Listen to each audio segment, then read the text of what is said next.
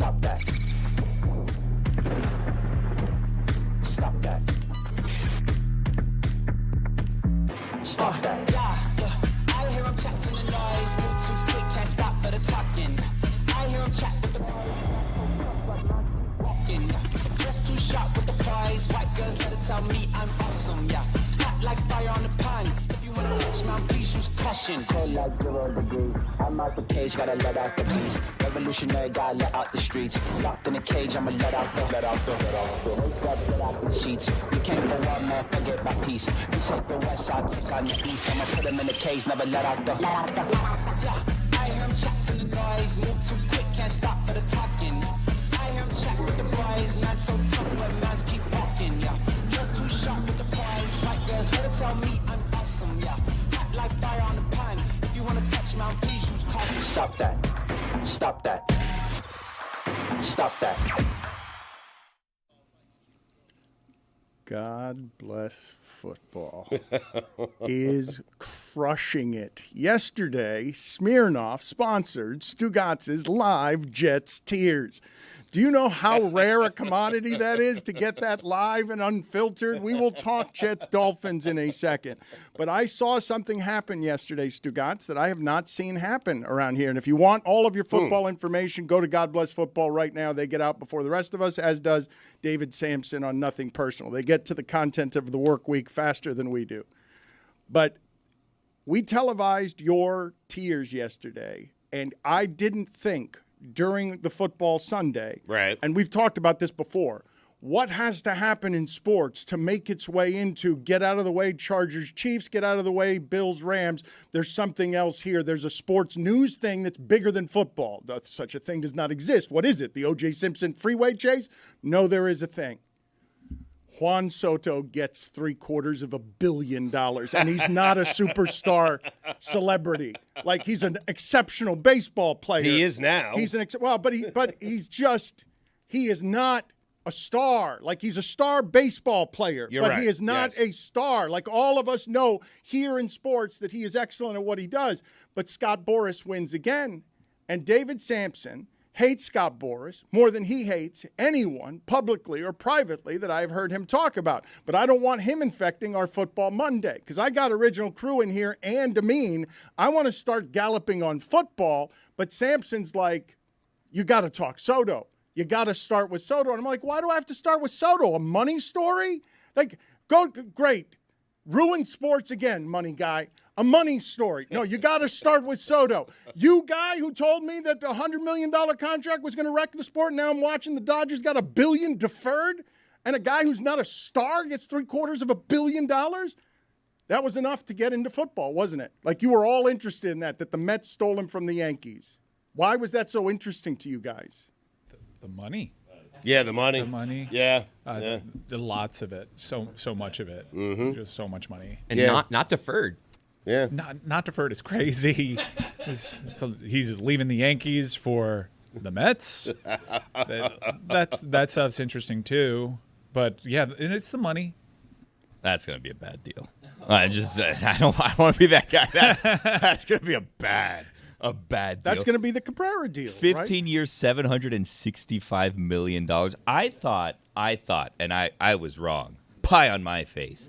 I was wrong. Juan Soto 2 years ago, when he turned down a 15-year, $440 million contract, I said, buddy, you're turning down a guaranteed $440 million.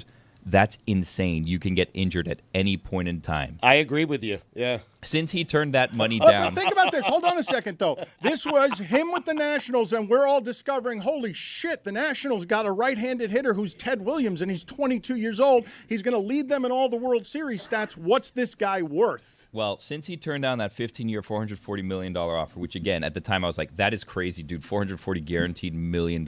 You take that. If they offer that to you, like, you're set for life, your children's life, your grandchildren's life. Like, you're good. Since that, last year, since he was not playing under that 15-year contract, he made $23 million and then $31 million, and now he has signed a 15-year, $765 million so Boris deal. doubles this, okay? So after we all thought he was crazy. We're like, who the bleep is Juan Soto for the Nationals to offer him $400-something million, which is double what Stanton was given by Sampson. Right. when we all thought that was an apocalyptic contract. But Billy is saying, had Soto signed the contract that Billy wanted him to sign, That I thought was a great deal. it would have cost him $500 million. No, it would have cost him $300 million. Yeah, like it's crazy how much it was. And by the way, like, and here's like, he can't pitch.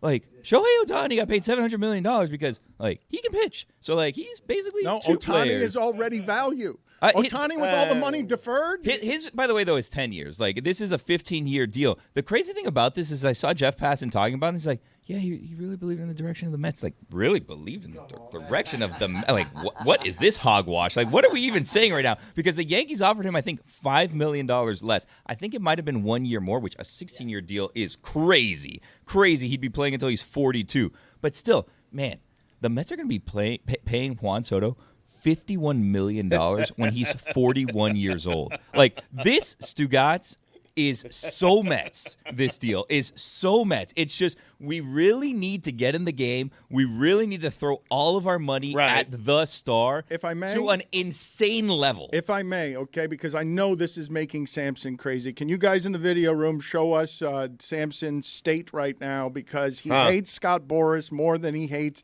anyone in the world. And right now he's hearing our show talk about a story where he has vastly more expertise than us. and he is doing so while locked in a cage with Scott Boras, who's got horns on his head. And what Billy just articulated, Scott Boras just doubled the value of that contract in a few years on Soto. The contract that was going to be $440 million that Soto turned down, Boras almost has doubled that in a few years. I'm certain the Mets are thinking, though, we'll get to David in a second, I think, but I'm certain the Mets are thinking, hey, we'll take the next 10 years. I'll pay up from ages 36 to 42, but we'll get the next 10 years of Soto in his prime. So this was just texted. And it's not my money, so what do I care? This was just texted to me, and it was pointed out by yesterday someone on social media. The Mets just signed a 37-year-old Juan Soto to a 4-year, $200 million deal. That's what they did yesterday. There's no way that David Sands, we haven't heard from him yet, there's no way that he likes this deal when he thought that the Ichiro deal was going to be the I want to end of get to baseball. his thoughts, and we will get to his thoughts in a second, but I can't believe that there's a story and it's money that knocks football to the side. And let's get to some of this sound, because one of the great joys in here is I'm sure Yankee fans will be totally reasonable about this. I'm sure Yankee fans coming off a World Series when they're like, hey, Steinbrenner family, you know what we do when the Dodgers outmoney them? We outmoney them. Right. Like, throughout the history of what this family is, when the Yankees lose to the Dodgers, Steinbrenner buys more people. I mean, George Steinbrenner is rolling over in his grave right now. He is. Well, we'll get to David in a second, but I wanted to ask you, Dan, and you, Billy. I think I've heard, and again, guy casually following baseball from afar, I've heard, man, that's a terrible contract, I think 3 times recently. Bryce Harper and Garrett Cole and Shohei Ohtani, just because we'd never seen something so enormous. Aren't all those guys delivering on that? Aren't they kind of, with their performances, proving that those weren't bad deals? Counterpoint. None of them side with the Mets. Well, Samson is, corporate shill and likes to protect management against giving away its money. And he has been telling us, as baseball owners have for a long time, that baseball can't keep affording this while the Dodgers defer $1 billion in payments. And what's really winning at baseball is having the best regional TV contract. Like, the sport has gotten, it's gotten that clean where the Dodgers, the advantage the Dodgers have that the Mets will not have with Soto is the Dodgers right now are making money on deferred Ohtani money. They're doing it in Japan as well. They're doing it internationally, the amount of money they're making all over the place. Soto's just going to be, Stugotz, he's going to be a New York baseball player. Right. He's going to be, if not in the shadow of Judge, he won't be allowed to be the same star that Judge is. Probably not, right, because he's not playing for the Yankees. Mookie Betts at $365 million seems like a bargain.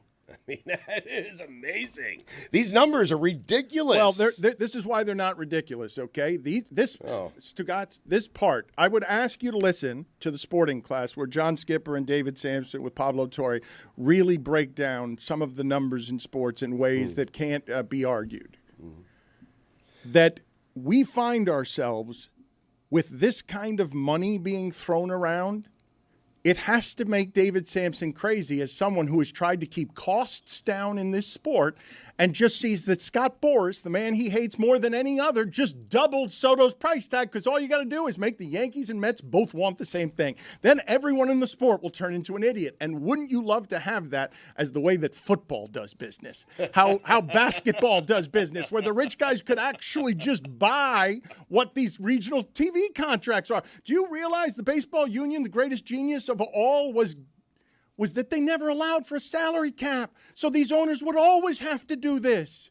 So that David Sampson couldn't hide in the shadow with his extra hundreds and hundreds of millions of dollars and would have to share it with the players because Ohtani's a bargain. Ohtani's cheap now. He's already cheap. But he's also not Juan Soto, right? Like I do wonder, Juan Soto bringing $51 million of value to the Mets? Like, are there people going to the Mets game because of Juan Soto who weren't going to the Mets games before? I mean, if the team's better, it stands to reason more people would go, Not right? $51 million a year more. Yeah, I'm curious, David's thoughts, and we'll get to him in a second, but I don't think that this is all about making business sense. You have an owner that is a huge fan of his franchise, right? And I think he understands that this isn't the best business. It'd be great to actually hear from David on this, but I'm curious your thoughts on this first, Dan, because you do follow baseball. Like, what do we do with the recent examples of everybody complaining about these contracts, but the guys deliver? I love that everyone in the American economy is seeing what these players are actually worth when you get these CEOs bidding over them. Because when you don't have a salary cap, everyone goes crazy. The Yankees and the Mets go crazy, and this is why, Stugotz. I want to play some of this sound, just some of it, okay? Right. There is, we've got 2 bits of sound here from just random Yankee fans, all right? So this is Nick Turturro. I don't know what's That's John's brother. I don't mean to mock him. The longest yard is what I remember him from, the second longest yard. He was also like a sideline reporter at one WrestleMania, or at least a SummerSlam. NYPD Blue. Okay, so I'm not mocking his credentials, but John's brother. He is known as John's brother. He gets stuck with that. He is a Yankee fan, and he's unhinged. Hey, Juan Soto, I got 2 words for you. F*** you. That's right. F*** you and the horse you rode in on, and the cavalry behind you. That's right, motherfucker. Yeah, I'm taking it personal. We gave you our love. We gave you our heart and soul. It wasn't enough. You turned your cap around after the World Series. I saw that move. 700 million, 730. Yeah, it wasn't enough. It wasn't enough. Guaranteed years, it wasn't enough. You don't even choose the Dodgers. You don't even choose the Dodgers. You go off Broadway to the Mets. You don't want to be on Broadway, and you don't want to be Judge's guy. You don't want to be Judge's partner. Oh, that's right, Judge. Now it's your team. That's it. Let's stick it up his ass. That's right. Let's go out. Let's get Burns, Fried, Bregman. Let's Teoscar. I don't give a now we're not around. Take those grungy, whatever those. Oh, those stupid men. That is the best acting he's ever done, and he's not acting. No doubt. He's not acting. That's the best thing that he's done, and we'll get David's thoughts on that in a second, but that's the best thing that he's done since guest ring announcing the main event at WrestleMania 11, Shawn Michaels versus Diesel. I am finding it really funny that Yankee fans are all of a sudden like super pissed off that there's another team that's just buying all the best players. Like they can't so comprehend. great. Like It's so- that and used to be across them, town, and they hate it. No, but it's This is all, no. Well, the no. problem is it's the Mets. Like, that's as right. Turturro No, they said, hate he the would have been fine Dodgers, with him too. going to the Dodgers. Mike, They're not fine with losing Mike, out on this. They're not fine with losing out on anybody, but they hate losing to that team more. Look, Yes. They are the gutter. They are the second team in that town. The Yankees have always owned that town. The Mets have always been trying to steal that town from the Yankees. The Mets don't get the players the Yankees want throughout history. Not any Steinbrenner clan allows that. But the Mets finally have an owner who's willing to spend that kind of money Correct. because he has the money. He's He a doesn't care lunatic. if he loses He's money. He's a Right. lunatic. Yeah. He hates David Sampson. David Sampson hates him as well. So we'll get to David Sampson's thoughts on this in a second Good. because Yeah. they're stronger than anyone in the industry, Stugotz, because he's really got some expertise here as someone who hates Scott Boras, and he hates Scott Boras, and someone who hates Stevie Cohen, I think. And someone who was a former president of a major league team. And likes to tell us at every turn these salaries are out of control, even though we never give them, and then gives one to Stanton, and now Stanton's like the 6th highest paid Yankee. It's the whole thing's asinine, the way that these guys at the top of this business just play with these pieces, these toys, because they've been pocketing these hundreds of millions for years. Yeah, David will have great insight as to this question, and we'll get to it in a second. But do you guys actually think this moves the needle and sells tickets? And because every time I tune into that team, like during the regular season, the crowd is kind of disappointing. Well, I would ask you, Stugotz, look, we've made fun of Stugotz's Mets fandom. Stugotz, I would say, is as famous of a Mets fan as there would be anywhere in sports radio. I was going to say, Jerry Seinfeld. Right, like, Seinfeld. Yeah. Sports radio. Yeah, sports radio, I mean. Here. In our industry, Sal. look, I don't take for granted when we get to be national voices on things. Stugotz gets to be a national voice of fandom on Jets, on Mets. But over the years, the Mets have broken him. Yeah, baseball has broken. Well, me, yes. so when he signs Francisco Lindor, which was a previous giant contract, when Stugotz plays who that is, he can't figure out who the shortstop is for his own team. He doesn't recognize him on sight because he checked out on what the Mets have been for too long. Yeah, Jose Reyes he's a good player. He is. Listen, I love the Soto deal. And, if Mike's going to ask me, and we'll get to David's thoughts on this in just a second here, but in terms of ticket sales, I have to think it's going to help. You're getting one of the game's best players. He's coming off a 41 home run season. Okay. And he did it in the Bronx, and now he's doing it in Flushing, Queens. I mean, the Mets had to do something to kind of come back from Grimace last year, right? Yes. So now they're focusing on baseball. Bounce back. So I'm sure Yankee fans will be reasonable about this. Here's one of them outside of Shitty Field. Look at this. This is where the Mets, like the Yankees look down on all Mets things. To lose the player they wanted, their World Series star, the guy who protects fragile Judge, to lose him to the Mets is the worst of indignities. Yo, Juan Soto, listen up, man. This is your new home. This is your new home right here. Shut the up and don't complain. Look at this. Look at this. Panning around. Right across the street. Look at this. He's panning at the dump Road around Shitty Field. closed. You chose this piece of to be your home for the next 15 years because you're a money-hungry you. Every Yankee fan should burn you jersey. You, Juan Soto, suck my dick. You too, Scott Boras, suck my. All right, excellent work by that guy. One snuck through. Sure, Yankee We got it, fans, though. I'm sure Yankee fans will be totally reasonable about this. He was on the Yankees for like 35 games. I know, right? Like, he was there half a I know. He season. carried What them are to the we World doing? Series. No, it's the greatest. No, but this is the stupidity of this. Like, the Steinbrenners are like, we will not get outbid for this. And Yankee fans, they know what their fan base, they know what their customers are. John Turturro's brother was just swinging a bat at us. he's hitting his palm with the bat. Play that sound again. It felt personal. But not that sound. Go back to the Turturro sound because, look, he's wearing a Yankee jacket. I've seen Nick Turturro act, okay? He does not act this well. Why do you keep doing this? Stop taking out Nick Turturro. This is the realest I've ever seen this man. What I'm saying is this is not an act. He's not playing a wrestling character. He's angry. Dan, stop picking on Ida Turturro's brother. Play that sound for me again, Juan Soto, please. I got two words for you. You. That's right. You and the horse you rode in on. And the cavalry behind you. That's right, Yeah, I'm taking it personal. We gave you our love. We gave you our heart and soul. It wasn't enough. You turned your cap around after the World Series. I saw that move. 700 million, 730. Yeah, it wasn't enough. It wasn't enough. Guaranteed years, it wasn't enough. You don't even choose the Dodgers. You don't even choose the Dodgers. You go off Broadway to the Mets. You don't want to be on Broadway, and you don't want to be Judge's guy. You don't want to be Judge's partner. Oh, that's right, Judge. Now it's your team. That's it. Let's stick it up his ass. That's right. Let's go out. Let's get burned, squeezed, pregnant. Let's take us. I don't give a. No, we're not around. Take those grungy, whatever those. Oh, those stupid Mets.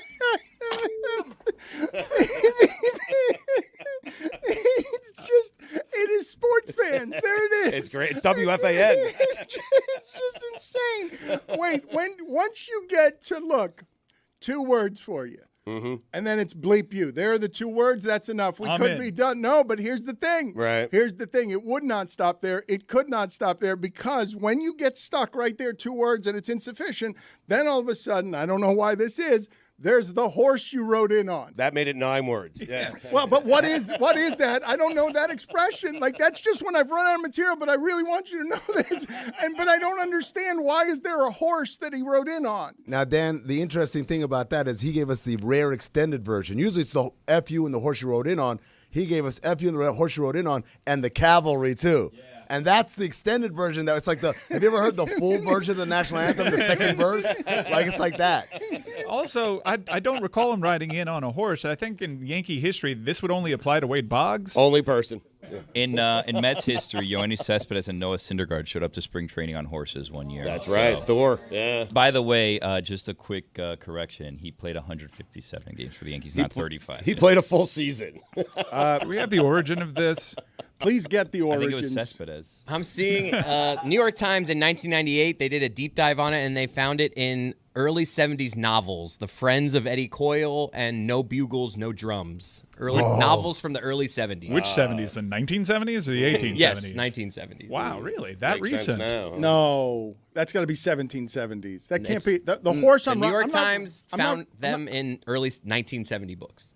So I think what's happening is those books, by the way they sound to be Western books. So it might be a book written about a time where we thought, hey, what would be a cool thing they would say back then? F you and the horse you rode in on. And then it was actually created. It's kind But of there's like no way. If I tell the people in our audience right now how old is and the horse he rode in on, there's no way that they're going to say 50 years old. They would say early 1900s. I know a way that we can find out for sure.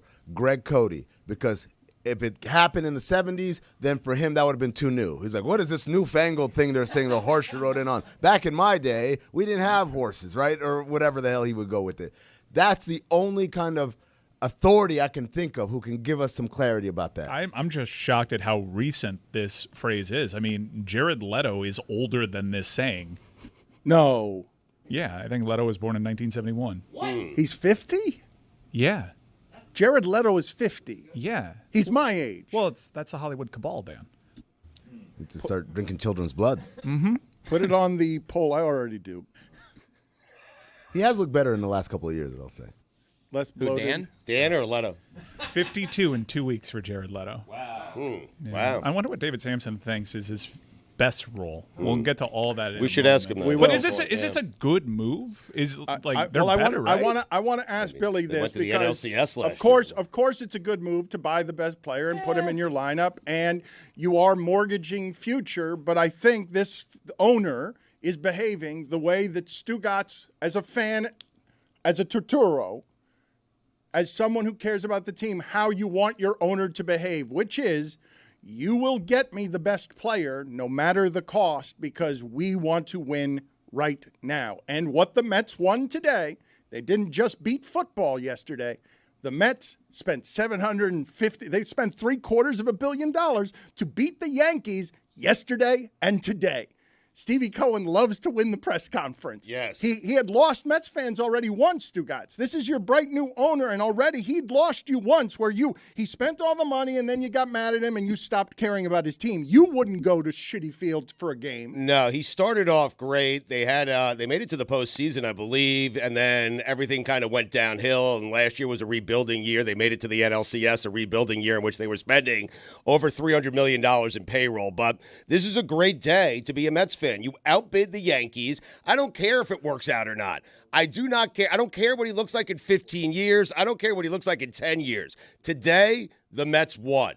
They beat and outbid the New York Yankees and the Dodgers. And for today, and today only, Met fans can feel really good. I mean, but the thing about the Mets, right, is that you said their $300 million payroll. A lot of that money was going to players who were on other teams that they got rid of because they signed them to bad contracts. I know. And Bobby Bonilla was still getting paid by the Mets last year. I understand that. Like, they paid Max Scherzer to win a World Series in Texas. Yes, but it's a team that got to the NLCS, and they just added one of the best young players in baseball. So, let's do it this way. Time to throw away all journalistic credibility and get reckless. Here is something we like to call reckless speculation. You're good. Before we get to David Sampson, I just think Stevie Cohen wants to win the game before the apocalypse of the economy coming for all of us ends up swallowing all of American currency. And Stevie Cohen, it's paper money. He wants to win right now. I mean, this again? Because whatever, Bitcoin is coming and it's all false rich. And how is Elon Musk that rich? And why is he wandering around with the president? And so Stevie Cohen wants to win right now because 5 years from now, when the Dodgers $1 billion deferred makes all the cable companies collapse, there's going to be no sports money anymore. Huh. And these contracts are funny money. I don't think any of that is how that works. Yeah. No? David I Sampson. think there will always be sports money. David Sampson. You can ask David. David, we want Later your on. expertise here. Nothing Personal is the name of his podcast. I am positive he covered this very well. How much of your show did it take up today? Of the 50 minutes of important talking, how much did you discuss just this? About 37 minutes, and now it's been 27 minutes sitting here. Thank you for the opportunity to talk on a subject that is worthy of your time, that you've butchered. You've butchered it, Dan, in a way that I guess is unique to you. I mean, we gave it 27 minutes. 27 minutes on horses and cavalries. I mean, Totoro. Yeah, Totoro carried us there. Like it was good. It was good acting by him. I think you'd agree. It's the Yankee fans were going to respond that way, obviously, and that's exactly what baseball wants for today. Stugotz got it right. There is an issue today. And the issue is that Scott Boras got to reclaim his post as the record holder. The issue is that Steve Cohen handed it to him on a platter and said, Scott, you're forgiven for last year's 4 players who signed late for not a lot of money. You got Snell done, and now you've got the record away from Nez, Ohtani's agent. You got it in years, you got it in notional dollars, and you got it in average annual value. Scott Boras is the record holder, and he used Juan Soto. And for all you sucker Yankee fans who thought he was going to be a Yankee, or for all you Mets fans who said, oh, he's a Met because his chauffeur couldn't get into the private room, that's a new one this morning, give me a break. Boras wanted the record. Soto wanted Boras. It was all meant to be. I want to play some video here of Jeff Passan talking about this with Scott Van Pelt because they're saying that it's not just because the Mets offered $5 million more. And the talk now is, but the Yankees were offering 16 years guaranteed. So here's Jeff Passan talking about this with Scott Van Pelt. The Mets weren't that much at a different place, Scott, than the New York Yankees were. The Yankees had a $760 million offer, only $5 million less, spread out over 16 years. So it wasn't a huge demonstrable difference. In the end, I think Juan Soto looked at the New York Mets future and looked at the New York Yankees future and believed that the Mets have a better future than the Yankees, which is a wild thing to think, right? The Yankees have been the most successful franchise in North American professional sports history. They have 27 championships. The New York Mets have been the New York Mets. And so to see the transformation that Steve Cohen has helped make with this franchise over the last 4 years after he bought it, to turn them from laughingstock into the team that Juan Soto wants to play with because he believes that they are going to have a brighter future, speaks volumes about what he has been able to do since he has bought the team. And this, I think, is just the beginning. They are going to spend more money. They are going to continue to have payrolls like this. And to spend $765 million to be up potentially at $805 million, it seems unfathomable, but that is how ultimately the New York Mets got Juan Soto. Sampson? First of all, when Mike Hampton signed a contract, he pretended he liked the school system in Colorado.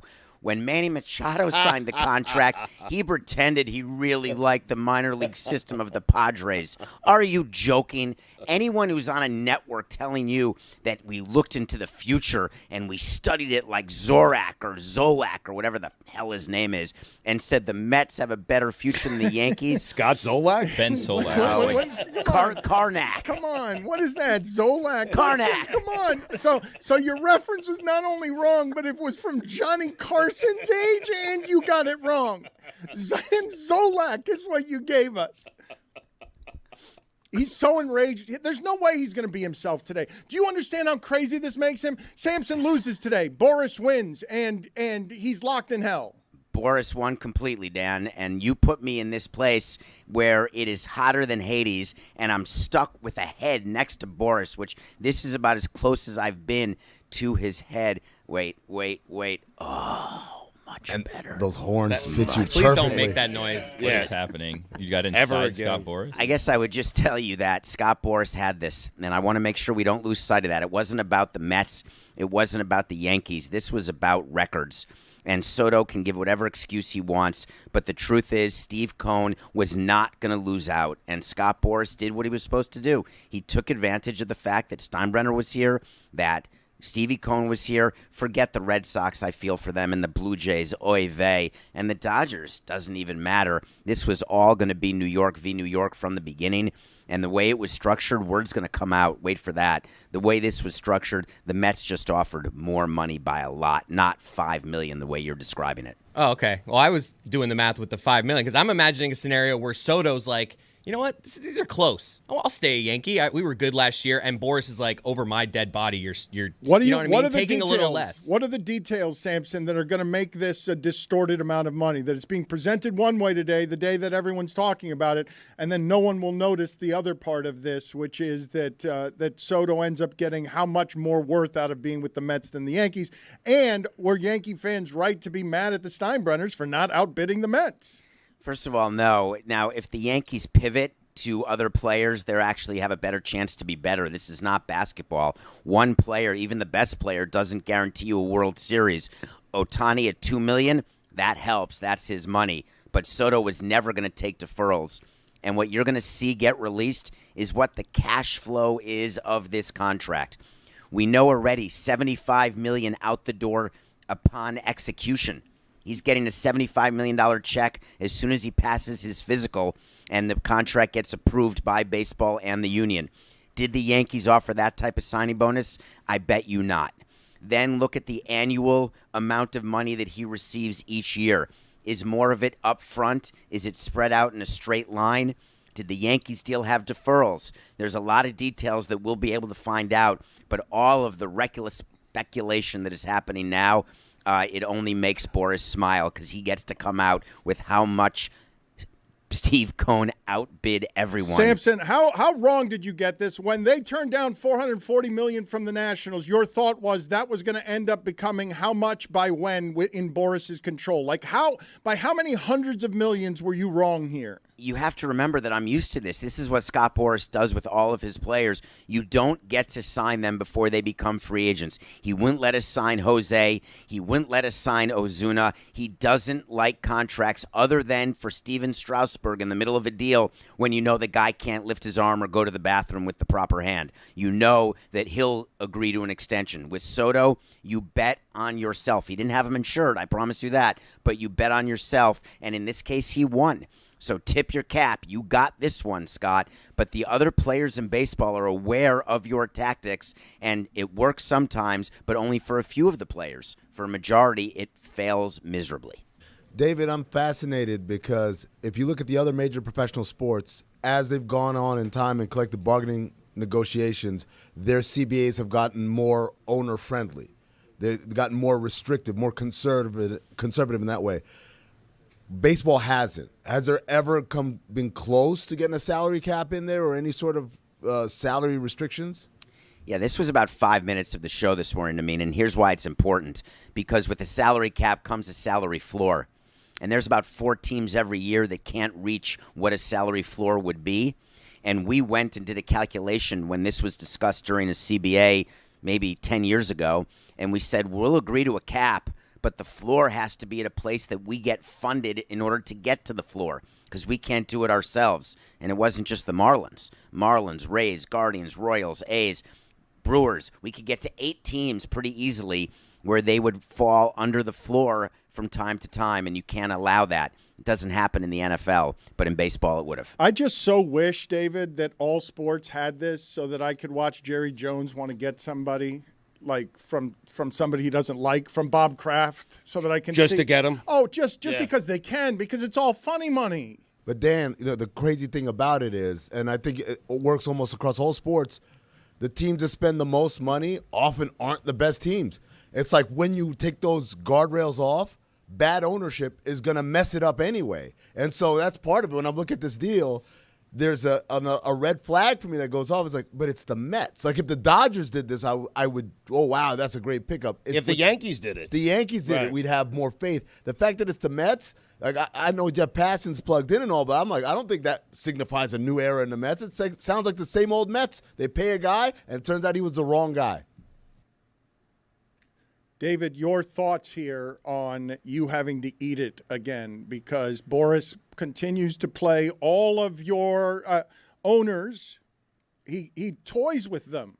Like the thing that you want more than anything else, Yankees, Mets want the same player. Well, he's so happy right now because he has the ultimate leverage in Steve Cohen. No, but it's not just that, though. David, just give me the amount of money that Scott Boras makes with this contract, because just him, he gets $35 million for negotiating this, doesn't he get 5%? Yeah, the deal is 5% for him, but don't you worry. He's got a whole scouting department. He's got all sorts of facilities that make it really good for his players. He invests right back.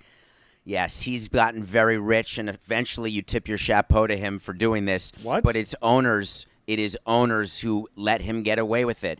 But remember, this is an outlier, folks. Juan Soto, he's a generational player, only comes around once every year.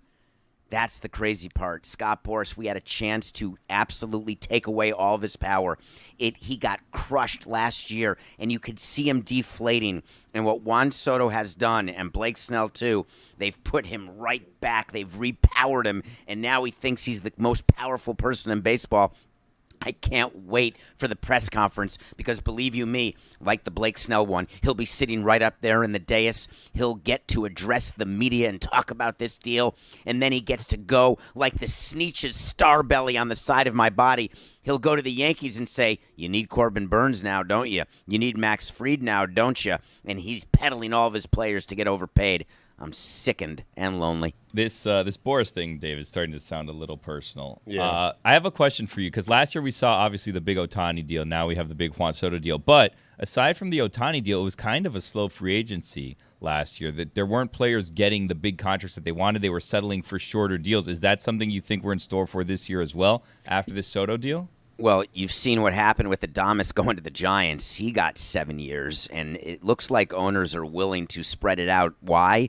You're going to see it different this year. It's because there's a new collective bargaining agreement coming at the end of next season. The negotiation starts, and there's a very real push to put caps on what players can sign, maximum years in a deal. It'll be hard to get. It'll cause a work stoppage. But players now want to get signed, and owners want to get them signed before they lose the advantage of big market over small market. So you're seeing a different market this year totally. I have a stolen stat of the day if you want it, Dan. This is stolen from stolen one. Well, but hold on a second then. I'd have to play the music. And you did you cue it? Did you tell Chris Cody you needed stat of the day? Well, Start of the day. It's a stolen one. Start of the day. It is your start of the day. Start of the day. Start of the day. It is your start of the day. Start of the day. Start of the day. It is your start of the day. Start of the day, start of the day, it is the start of the day.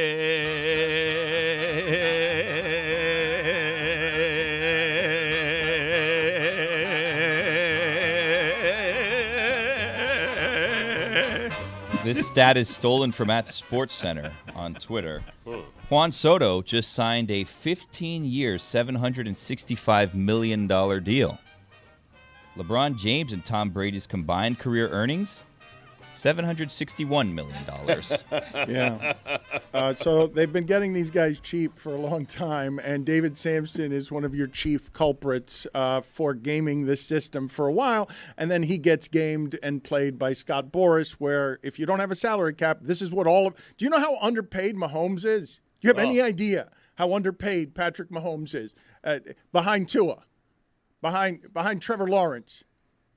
I mean, something's off in Kansas City, though, right? I mean, Stugotz. Mahomes. Stugotz. Come on. Stugotz minor penalty, 2 minutes for Chiefs talk.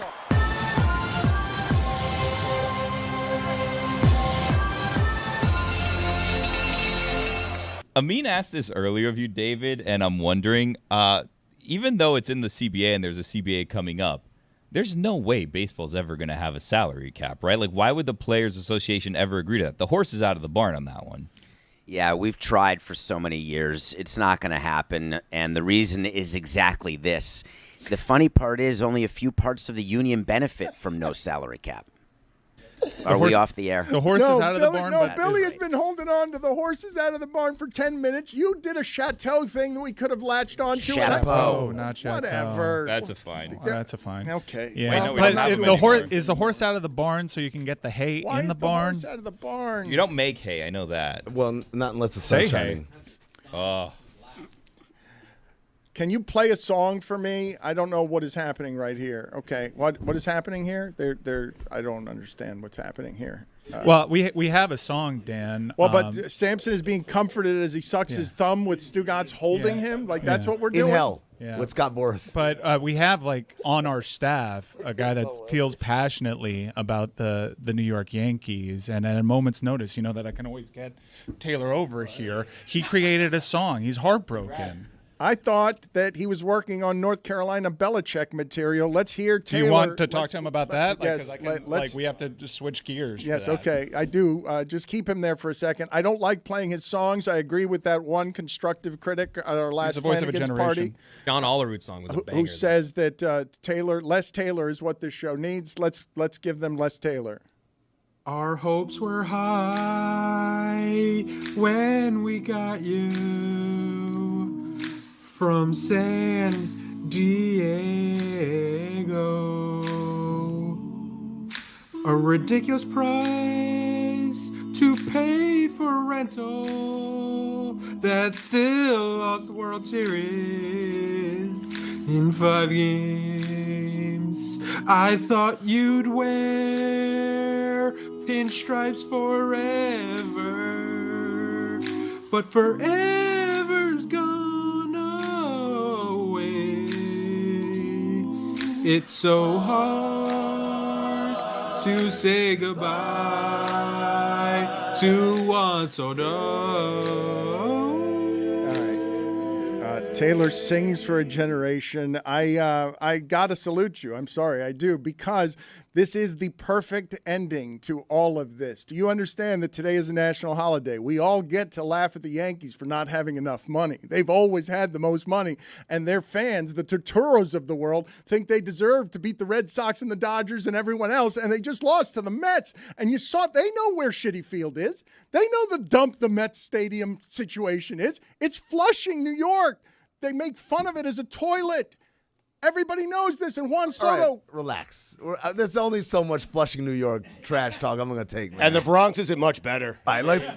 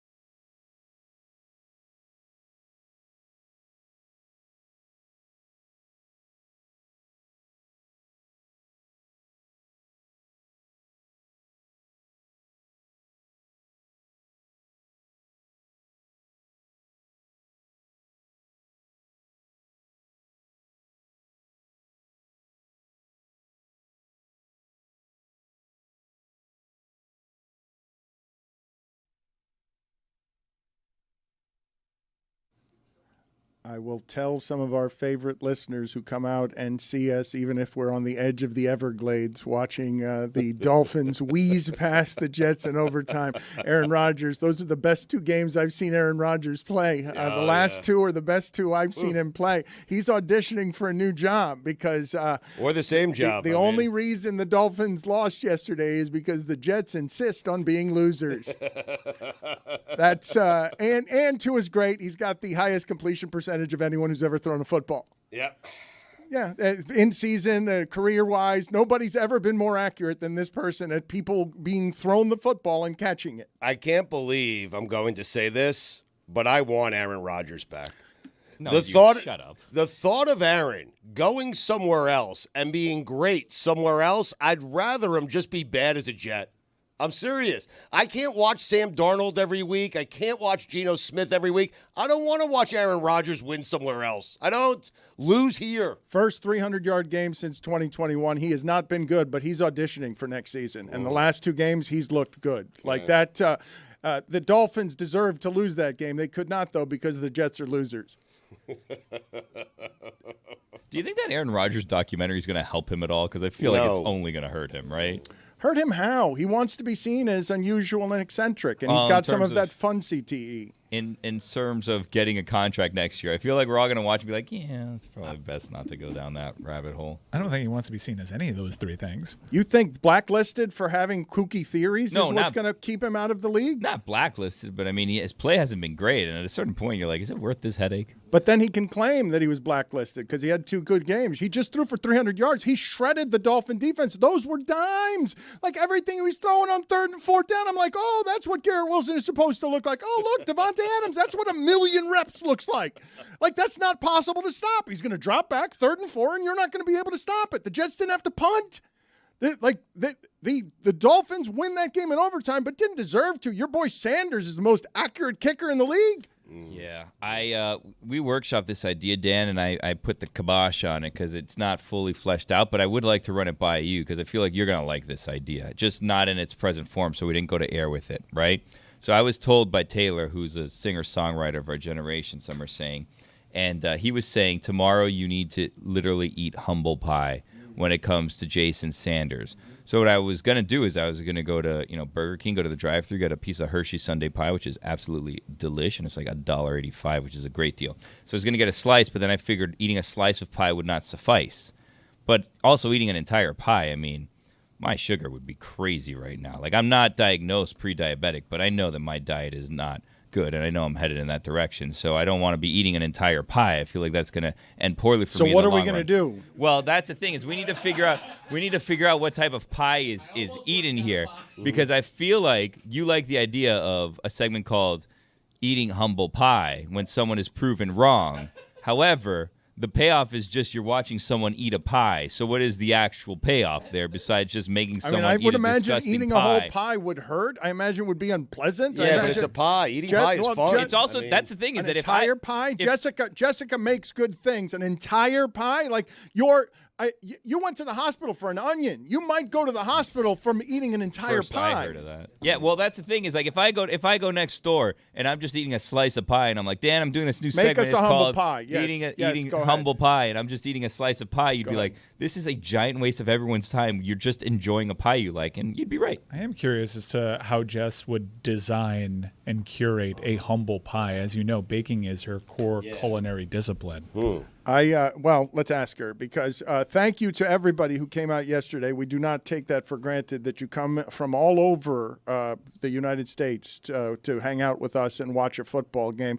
I have a cringe story for you here. Billy was a magician on stage. He had such a rhythm with the crowd that they were guessing his numbers on the first guess when he was asking them to pick a number between 1 and 100. Do you know how hard that is? Do you know what the odds are? It was amazing. I felt like I was asking O's, the mentalist, to pick a number, and you he were knew amazing. the number. You had the crowd in your hand. Jessica was out there with us, and I've been wanting to get her thoughts because college football, Stugotz, we haven't even gotten to this, okay? SMU gets in. Clemson is the first to steal a bid. I'm sure all of you are thrilled for Dabo Swinney.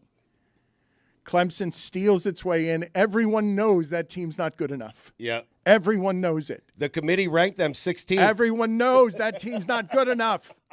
We've seen that team. It's not just, look, you don't give it a committee, don't need numbers, don't need a scoreboard. Nope, not good enough. Stole a bid.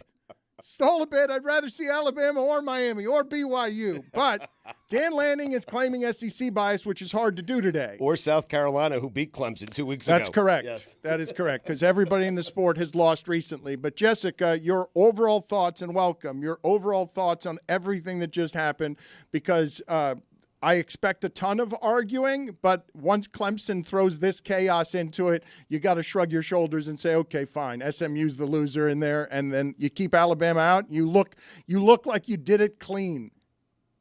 Yeah, I mean, I think my initial reaction is, man, this Sunday television show is very silly. I sat there and I waited and I waited. And I was like, just tell me who the teams are. Just show me the teams. And I had to keep waiting. And I think I watched like a full hour of the show before they even got to the full 1 through 25 ranking. And I was like, I have to go to Dolphin Mall. I don't have time for this. But yeah, I mean, Clemson, you could say they stole a bid. They don't get a bye. They're the only conference champion in the playoff that's not going to get a bye week, but they won the game that was in front of them that they had to win to make the playoff. And there's a lot of teams that were in that position this season, Miami, that they didn't do that. So I guess, have fun playing in Austin against Texas. Texas, by the way, they didn't look very good in the SEC championship game, so that game actually might be interesting. Because that conference isn't actually that good. Georgia's not actually that good. They beat Texas by 3 points, and now Georgia gets to be good when none of those teams are actually that good. It is an interesting look when Georgia Tech takes the SEC champion to 8 overtimes. I was very curious to see, had Georgia lost that game, Jess, when we established the Jordan Travis precedent, Carson Beck's status. If Georgia loses that game by a wide margin, do you think the CFP applies the Jordan Travis logic and keeps Georgia out? Or is that just exclusive to screwing the ACC? Not at all, because the situation last year was that Travis got hurt, and then we watched Florida State's backup play a couple games, and the committee was like, it's not the same team. And I'm not saying I agree with that. Yeah, but I think it's they won an ACC championship there, right? Yeah, right. But I'm not saying it's right. I'm just saying they wouldn't have done that because, I mean, it's Monday morning. We still don't know what Beck's injury is. I assume it's pretty bad. It looked really bad, but I don't know what his test results were. I don't know if Gunnar Stockton is going to start in the Sugar Bowl against either the winner of Indiana Notre Dame. So I think it's sort of a different situation. Not saying that it was right last year, just that it would have been they wouldn't have done that this year. It's just awfully convenient that it's always a different situation for one conference. You try to apply the same logic, and the goalposts keep moving for whatever reason when it comes to the SEC. But SMU's in, right? Like Alabama didn't get in over SMU. Well, SMU's in, Jess. Do you think SMU's in because they fought back in that game? Because it felt like all of Saturday, the ESPN media machine and all the CFP partners were basically laying the foundation to screw SMU out of this. SMU battles, loses on the last second 56-yard field goal, and that's the way that the committee... That's ridiculous, though. Having a good fourth quarter is a ridiculous reason to put SMU into the playoffs. Stugotz, all these reasons are ridiculous. Yes. We're parsing. These teams don't play each other enough. Right. Like Texas, you hold up Texas's resume right now, and the fact that they actually made it to the conference championship is really the only thing that they have going for it, because if you give Miami that resume, they're OLI. So it's all a little bit ridiculous. I think one of the things, Jessica, please walk me through what you saw from yesterday and tell me where it is that me and Mike have this wrong, because Mike is getting on X. Man, all that crying against the SEC by Mike Ruiz sure does look a little sad right about now. I think, and I did not tweet that about myself, just so you know. Who tweeted that? I don't know. Very self-aware. Mike Ryan has been telling us about the SEC for a while, and I don't know how many more results you need, okay? Lane Kiffin. I actually, Dan, I felt like Saturday went pretty well. Everybody watching that game was like, this is pretty disappointing. This is an SEC championship game. I mean, we're over here pivoting and selling the defense, and I understand every game's in a vacuum, but I saw Georgia Tech put up like 500, like close to 600 yards of offense against that vaunted SEC defense. Georgia Tech is obviously very well coached, and Georgia Tech, we can all agree. You take Georgia there, you take Miami there, you're probably a pretty good football team. Like what is the question? Let's go back. I will. Yes. Tell me the question. I will. Forgive me for the ramble. Fair. It's a fair request. No, it is a fair request. But what I'm watching is, I think that everyone came into this with what their preconceived notions were about what SMU is, what BYU is, what Georgia Tech is, what Georgia is, what Syracuse is. And nobody got their minds changed when everyone started playing. SEC starts playing each other, and we're like, well, they all must be good. And we're like, no, they're all kind of the same. Vanderbilt's in there, Missouri's in there. They all look the same. And so Miami and others are like, of course it's got to be Alabama with 3 losses. They played in the SEC. What is the question? Yeah, I mean, that's a question. Miami doesn't deserve to get in anymore because of how things broke, but I'm just curious what the question was. Do you want to be told you're the first 2 out? No, I'd rather just not know, honestly. It's all right. But I think to the original question that I had twice before, do you think the committee would have screwed SMU out if they didn't battle back in that fourth quarter? The question. I don't know. I think that the question with SMU was going to also depend on what they did with Penn State and Texas. So I think like going into Sunday, if they were going to treat the conference championship games differently, they had to at least do it uniformly. So like Penn State and Texas didn't really get punished for losing those games, even though those were both their second losses of the season. So you can't punish SMU for doing it either, even if there's a bigger margin. But I mean, they didn't get blown out, so I can't say that, Mike. Like it was a close game. It came down to a ridiculous kick by Clemson's kicker that and like a return that SMU should have stopped. I mean, it was a ridiculous end of the ACC championship game. Also, the only exciting Big Ten championship game of like the last decade, I want to say. So I can't tell you what would have happened because it didn't happen. SMU started out the game with a bunch of really costly turnovers, and it looked like they were letting it get away from them, and they battled back. And I think that, an 11-win team that makes it to the conference championship game, even if they do lose by a wider margin, shouldn't be treated differently than Penn State, who also was down by 14 or 18 points at one point in the Big Ten championship game. And Texas, who couldn't beat Georgia's backup quarterback after Carson Beck went out with that really nasty injury. And then came back in, by the way, in overtime when everyone was like, oh, he's going to hand the ball off. And then he handed the ball off and they were like, oh, the game's over. We didn't realize they were going to do that. Jess, the transfer portal has opened officially today. There's all sorts of unofficial ugliness going on behind the scenes with players that are in the portal, players that are not in the portal. We have so many rounds of football to go with this portal thing hovering over it. How do coaches navigate this? Because players and their reps are reaching out regardless. Oh, the whole thing's crazy. I mean, the National Signing Day was like 4 days after like the season ended last week. And then you have the portal opening and there's already tons of players, like Tulane's quarterback, who's really good, just went in. There's also the coaching carousel is still ticking, Mike. I have no idea. I think that is one of the things where you see teams with bigger staffs that have the resources to like manage all those things at once while their team's in the postseason.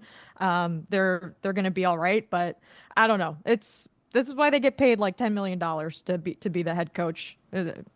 That's what the money's for. Have fun. I can't believe that it's taken us this long to get into the show, and I don't know what the reporting is, what's accurate here, because I saw a report that Steve Belichick has been promised the job once Bill Belichick hands that over, and that doesn't seem sound or reasonable to me, but I haven't seen a second source on that, so I'd like somebody to tell me. Well, that's Taylor. What's going on? Mike, where is Taylor? Yes. Where is Taylor? What's the latest on this Bill Belichick stuff? Because the Steve Belichick thing is out there. I've been telling people that Belichick is happening. I called Stu last week. He did. The expectation from people in Chapel Hill is that Belichick is going to be Carolina's next coach. Mm-hmm. There was pressure to get it done Sunday, and everybody that I kept talking to was saying it's very close, it's going to happen. We're into Monday now, and this is former North Carolina walk-on Taylor. He's plugged in, Dan. He's a Carolina insider, Dan. He's our Carolina insider. I broke Freddie Kitchens coaching the bowl game. Well, he did. Taylor alleges to have all the information, and then we read about it somewhere else. So what are you breaking? What do you know exclusively as a former walk-on for the North Carolina football team? Well, I also broke that Carolina was playing in the Fenway Bowl against UConn. Wow. If you want to give me, don't forget you that. tell them. If you want to give me, all right. flower. You're kind of an insider in that you used to be a walk-on the team, and occasionally you get morsels of information that you break late. He also told us that Mac Brown was out, but told us we couldn't say anything. He did. Yeah. Well, Which isn't helpful. where are we on this? This seems to be a pretty seismic story. Belichick's got to be insulted by what just happened with the NFL. Is it indeed tied to his son? Is it indeed tied to because that'd be crazy if the way you get Belichick to run your program in North Carolina, because Belichick still got value, no? Like, we would agree that you bring Belichick to your program, and now you're bringing a brand like Deion Sanders. Hey, we're going to play with the big boys on the NIL. We've got a kingmaker. Like, when you're buying one of these coaches, he just did sort of a reverse Brian Kelly, didn't he? Like where, I'm not valuable up here? Okay, I'll show you, and I'll bring my son along. I don't think there's any talk of a succession plan with Steve Belichick or the head coach in waiting. But there's obviously something that's kind of holding up this deal because from everybody I've talked to, this was supposed to be kind of finalized. Yeah, yes. the NFL. It's probably the Jaguars, yes. You're doing great, Taylor. Okay. All right, get out of here, Taylor. Jessica, do you have any thoughts on this? Mike was yelling that this was a good job, that this is a good job to have, and I did not have Bill Belichick saying, okay, forget it, never mind. Greatest coach in NFL history, I'm going to go do it in college. I love Taylor's headshot. It is a good job. North Carolina football is a good job. Obviously, North Carolina's primary resources go into basketball, but you're in the ACC. You can recruit down there. You can win a bunch of games and make the playoff now, even if you lose a couple of those games. It's a great time to be a college football coach of a team with like a 9 or 10 win game season ceiling, I should say. So I don't know. Good for Bill. Good luck, my guy. It's gonna be weird. Jessica, I'm still curious. What goes into a humble pie? Yeah. Make it for us, please. I would probably just get whipped cream and write the word humble on it, honestly. I don't think it would be like an ingredient that's humbling. I think it would just be like a decoration. First of all, that sounds incredibly lazy. Second of all, shortcut. Yeah, I think he was saying turds, like he's trying to make a time. Like Is it not cursive? that. You wanted boring do you ingredients. crow in a humble pie? Yeah, I mean that if you were to actually make a humble pie to make it edible but also a little bit foul, what are the ingredients? That's what that's And some crumble, like make it a crumble pie, but you just crumble pie. It's got to be a punishment to eat it, right? Why? Because you're being Why do you humbled. like punishing people You're so being much? humbled. But you're eating humble pie. No, but the pie can just say humble on it, Be and that's delish. a pie. Then it's humble. No, but it should not be Shortcut. an enjoyable experience, right? You got humble pie. You got to eat like, oh my God, I got to eat all. Well, no. Who's eating the pie? Is it Dan? Because it's going to be full of stuff he's allergic to. Guys, so I think that part will be humbling. So when much he's- gluten. You have to dread Expelling eating it. the humble pie. Of course, it's a punishment. Sue does bring up a good point. Thank you. I'm Dan. I'm doing some research on this North Carolina situation because I'm not going to sleep until this thing is resolved and we have answers here. Yeah. And there is talk about Steve Belichick getting a head coaching job as a result. Now, Stugotz told me and the audience yesterday exclusively on the show that Bill Belichick going to North Carolina was deeply tied to his ability to participate in the lacrosse program as well because he loves lacrosse. And what Now- I told you is Dave Petramala, one of the great defenders in lacrosse history, is part of the he is one of Belichick's best friends, and he is recruiting Bill Belichick to the University of North You Carolina. broke this on stage. Dave God Bless Petramala. Football as Yep. part of God Well, Bless Football's Petro. American tour. You Yes. punctuated yesterday by live on the air during football, breaking the news that Belichick was tied to lacrosse in North Carolina. One of the great long poles in lacrosse history. I mean, what? Good for him. Yeah. Defenders, they have longer poles. Well, now Bet they Taylor said something must be up. Something's happening because the news is supposed to come out on Sunday. It hasn't come out yet. It's Monday. So I've done some digging, and I think that there may be more to this story that's not being reported. Just a hunch. I don't know this for a fact. Now, if we look at Bill's other offspring, Amanda Belichick. Amanda Belichick is the coach at Holy Cross for women's lacrosse. So I said, you know what? Maybe he's trying to get a twofer here, bring all his children in and get them head coaching jobs. Now, here's the hang-up You're here. looking at the wrong Nepo baby media. Yeah, here's the hang-up here. North Carolina women's lacrosse. Pretty good. Head coach Jenny Levy, or Yeah. Levy, I'm sorry, I'm not sure, Coach L. Hasn't but- won enough, though, I'll tell you but that so much. much more qualified than Steve. Well, Steve's gotten all the yes. fame in the family. So much more Steve has just been hanging around sidelines, creeping around sidelines for 25 years. Amanda's actually a head coach Amanda's somewhere. out there Yes. actually doing the work. Steve is daddy's boy. Well, here's the thing. Coach L is entering her 30th season as North Carolina's head coach and is a Hall of Famer. So it's going to be hard to force out Coach L here to bring in Amanda, I would think. But I don't know. This could be the hang-up. Maybe look into this, Taylor. Wait, what about the men's team? Ooh. Men's team is fine. I think, Let's yeah. men's lacrosse. No, I think angling for Amanda Belichick to take over for Jenny Levy once she retires or is forced out. I mean, the football program is more important than the basketball program. If you want, and than the lacrosse program. If you want to force Jenny Levy out, the way to do it would be with Bill Belichick. He could get that done. It means more. But if you're Bill Belichick, Yes. you want to make a splash. I want my daughter to coach the men's team. That's right. You want me to coach? it. You see what I'm saying? Yes. I'm not only putting my kids in positions of power, I'm putting them in historic positions. Like, oh, she broke the gender barrier. Yes. Jess, I have a question for you as it regards to these matchups because the takes are you didn't cover it enough. The takes are flying. Joel Klatt's out there saying this path is easy. I leave it to you. I'm interested in your take. One of the things that bothers me about this is everyone goes to these takes thinking that they actually know what's going to happen, which kind of pisses me off in a year that's been a little bit more unpredictable. What do you think the best game of the first round is going to be, and do you think there is such a thing as an easy path in this thing? Ooh, I don't know if there's any easy path. I think the 8-9 playing Oregon is definitely really difficult, and I actually think that half of the bracket is pretty hard. There's a lot of speed on that side of the bracket. Like there's a lot of really good players and a lot of really fast wide receivers over there. So I think that, if you're Oregon, you're like, oh, I'm getting rewarded for going undefeated by having to play against Tennessee or Ohio State in the Rose Bowl. You'd probably rather play, Penn State versus SMU or Texas versus Clemson or Notre Dame versus Indiana. So I could see that argument for sure. But I really don't think that there's any easy path. I think that the thing that's great about the 12-team playoff this year is that all the teams in the playoff are really good and are, I think, all capable of winning at least a game. But they're all teams with tremendous flaws. Like Georgia has, especially if Beck is out. I thought everyone agreed that number 5 was the slot that you wanted to be in if you were going to be with a bye. That you wanted to be where Notre Dame. Well, was I think trending. the assumption was that the group of 5 team would be the 12 seed when we all saw the playoff format and the Pac-12 ceased to exist any longer. It'd be like, oh, okay, well, you'll probably get the G5 winner in the 12 spot. So the 5 seed will play Boise State or Tulane or Army or whoever, and that's the easiest path forward.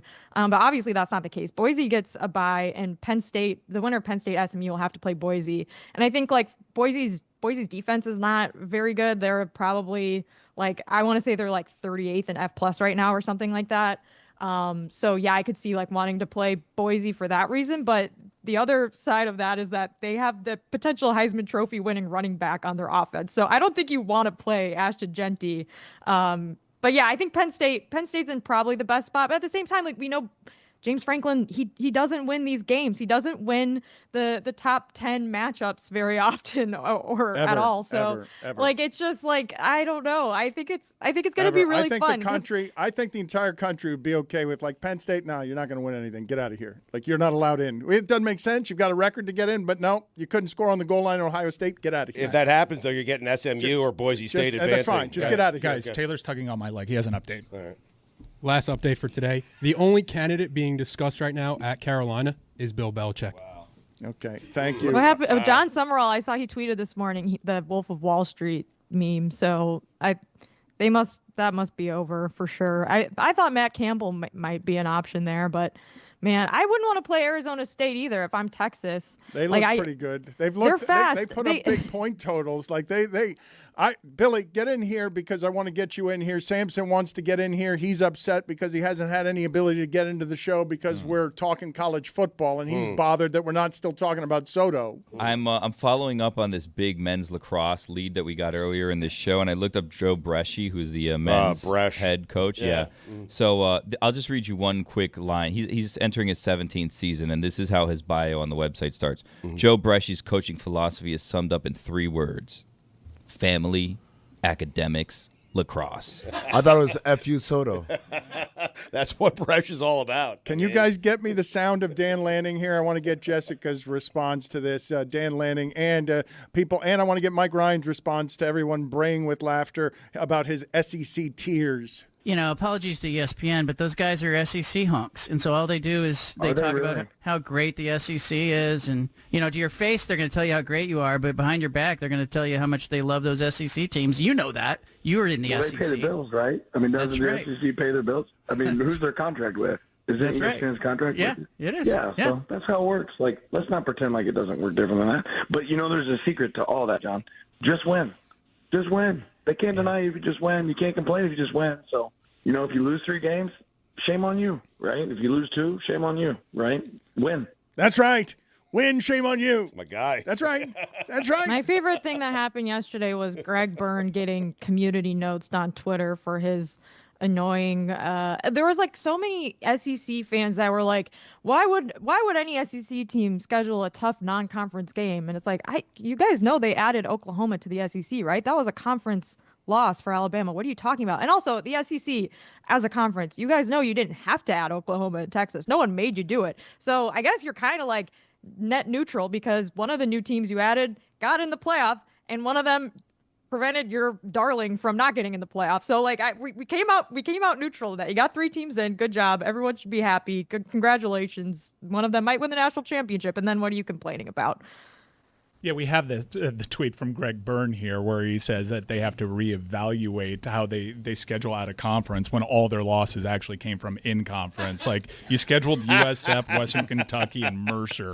Right? Like they had a Wisconsin in there too, but it's just maybe you shouldn't have hurt Tyler Van Dyke. Maybe you shouldn't have injured Tyler Van Dyke. Just kidding. I know they didn't do that on purpose, but that didn't help because then Wisconsin ended up sucking the rest of the year offensively. Schedules out of conference schedules are a difficult thing because they're scheduled several years in advance, right? Like Miami actually scheduled in the last 10 years. They've scheduled Bama. They've scheduled LSU. They've gone to College Station. They played Texas A&M at home. They've gone to the Swamp. Does it work out? Sometimes you're playing the greatest team of all time. Sometimes you're playing a Texas A&M in a down year, but it buys them nothing, that ambition, because at the end of the day, the CFP is going to go from, oh, you play who's in front of you, we're not going to hold that against you, to actually ranking these teams and boosting their own arguments. Like Miami doesn't have a ranked win.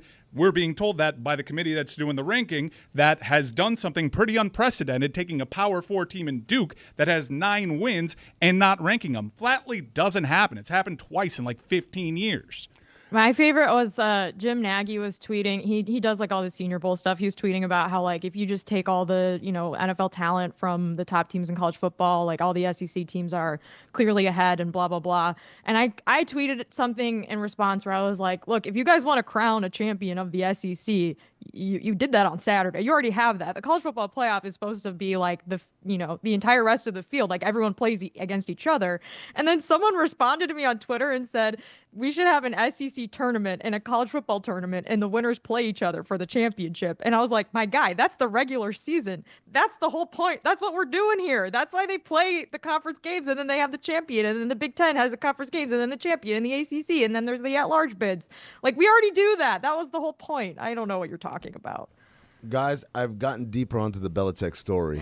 Tell me more. It's all about leverage, right? He's got all the leverage. We just heard from Taylor. He's the only candidate being discussed, right? So that means he's got all the leverage. Not only get Steve Belichick the job after he's done, not only get Amanda Belichick, the men's team. Yeah. But here's another one. Basketball, men's basketball in North Carolina, been struggling recently, right? Yeah. Really struggling. Belichick doesn't have any other kids, though, but I'll tell you what he does have in his close circle.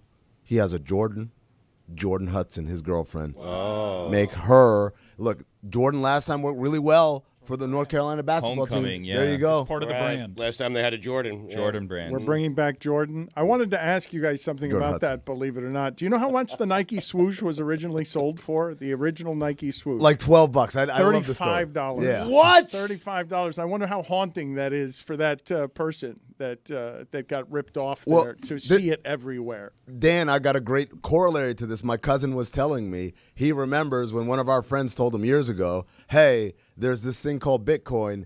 You should invest in it. And I said, how much was it going for back then? And he said 15 cents. And so I just said, like $100. If you put on $150 on Bitcoin back then, you'd be worth $100 million. And he said, that's bad, but do you know about the story about the guy from Florida who bought 2 Papa John's pizzas with Bitcoin that is now valued at $700 million? That guy, you want to talk about someone hitting their head against a wall and be like, I can't believe how stupid I am. That's got to be the guy who feels worse, right? You guys are saying you can't believe how bad the guy that designed the Nike swoosh felt, right? The woman. Fine. There's a woman, Caroline Davidson. The woman. Yeah, Caroline. Thank you, Girls, Billy. thank you. I love you being the vigilant police on that one. Jessica, last thing before we let you go. I have this essentially right. If you didn't watch any college football this year and you went into the season with whatever you thought the ACC was and whatever the SEC was and didn't watch any of the games, The results of what just happened is the SEC got credit for things that didn't happen on the field, and the ACC, for example, does not. Yes or no? Can you extrapolate? That the ACC's reputation and the SEC's reputation is what actually did. We didn't have to play the season. We didn't have to watch any of the games. I mean, then Florida State would be in the playoff because we were all like, oh, they're going to be good this year, right? Like, I don't know. I don't agree with you. No one thought SMU was going to make the playoff. No, they were in week 0. They played Nevada, and I was like, ooh, this is going to be a rough season for SMU. Okay, so but the fact that SMU can play with Clemson and the fact that we know that Clemson's not that good this year suggests that Miami is what was the top of that conference. Perhaps. Why can't the SEC just be the better conference? Like, I understand the argument that Miami could have been.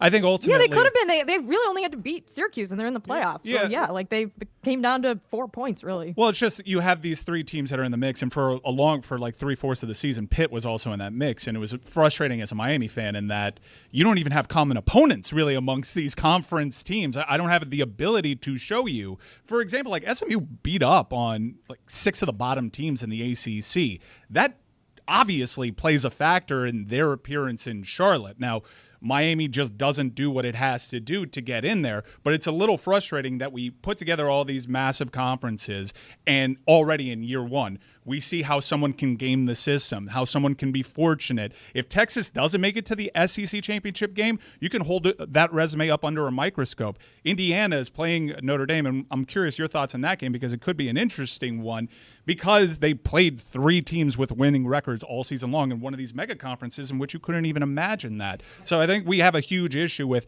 being able to decide who truly is the best team in these conferences if we're going to have situations where you could have 4 teams in the mix who don't even play one another.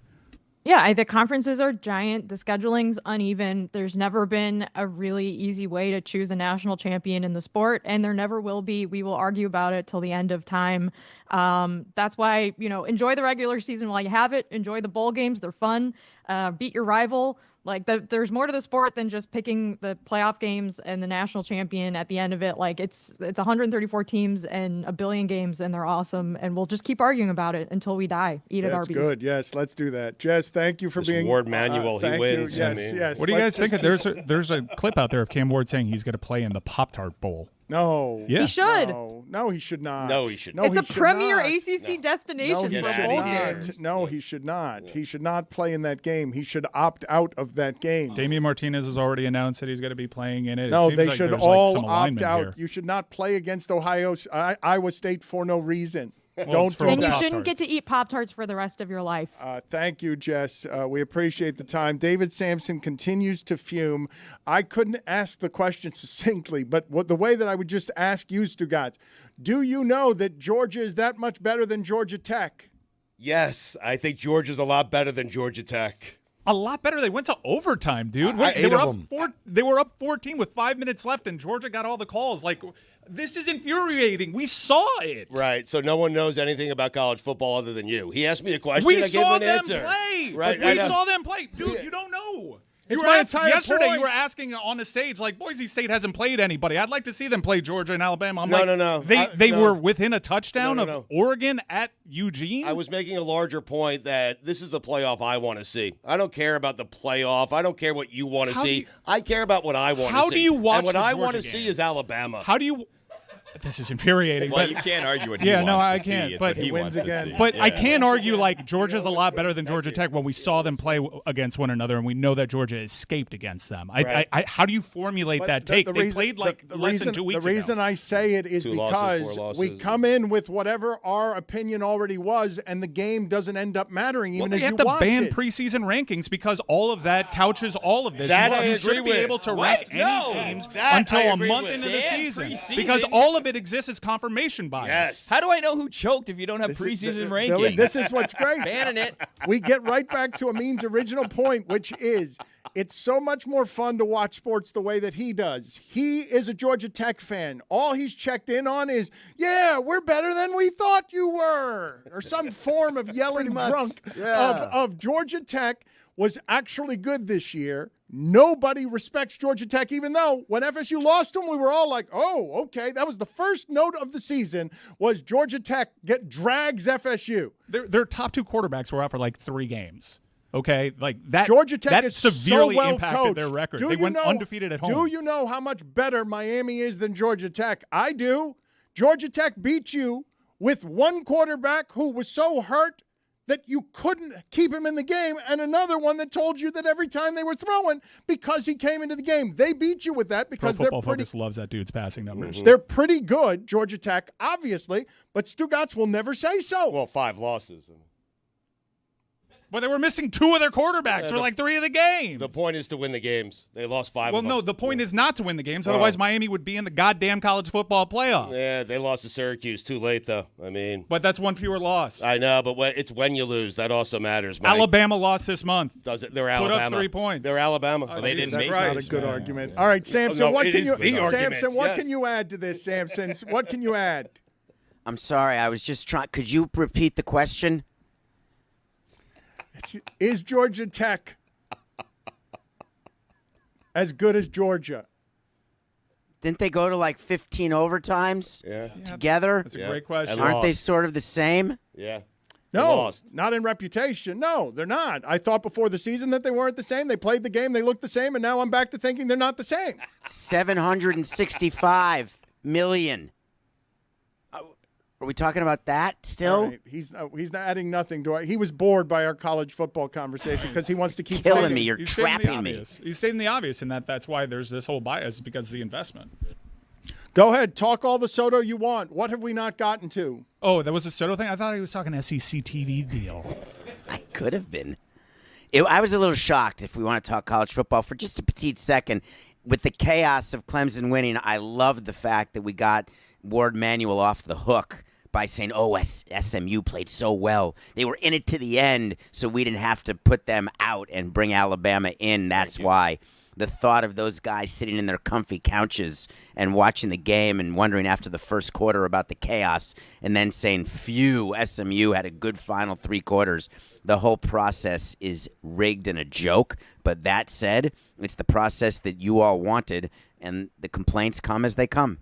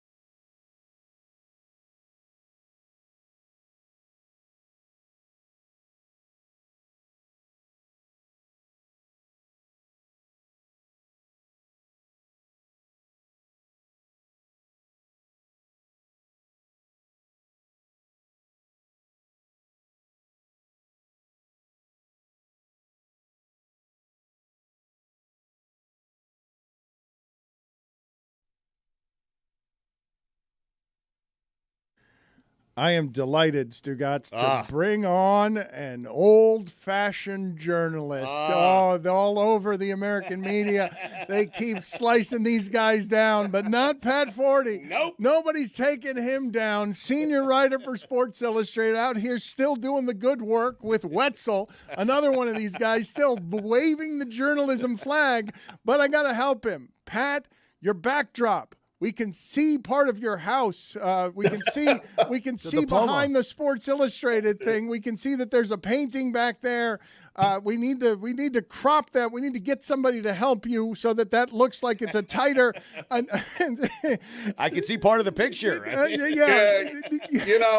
Look, back in the newspaper days when you were at the Miami Herald and I was at the Louisville Courier-Journal, there were no backdrops. There was no video. There was none of this. I'm out of my element. Sorry. It's okay, but you're out here. Right. It's okay. That's all right. We got to get him some help. I think we need to put a tapestry behind him, get some Meadowlark backing, just to give him a little. Sports Illustrated's hit hard times, Stugotz. Right. Pat Forde's out here carrying the journalism flag here very strongly. They don't have an extra inch of backdrop. One of the last remaining good soldiers out there. And he's watched a lot of college football. And so I'd like to get his historic perspective here on whether these changes are good for anybody other than made-for-television wonder and extravaganza, that these 12 games are just making football bigger and bigger and bigger because we must. Well, I mean, there's certainly that element to it. We like gigantism, right, in American sports. But, no, I think this is great. I love a 12-team playoff, Dan, because you got more fan bases involved. Think about this last weekend where a lot of people are really interested in the Boise State UNLV Mountain West Conference Championship game.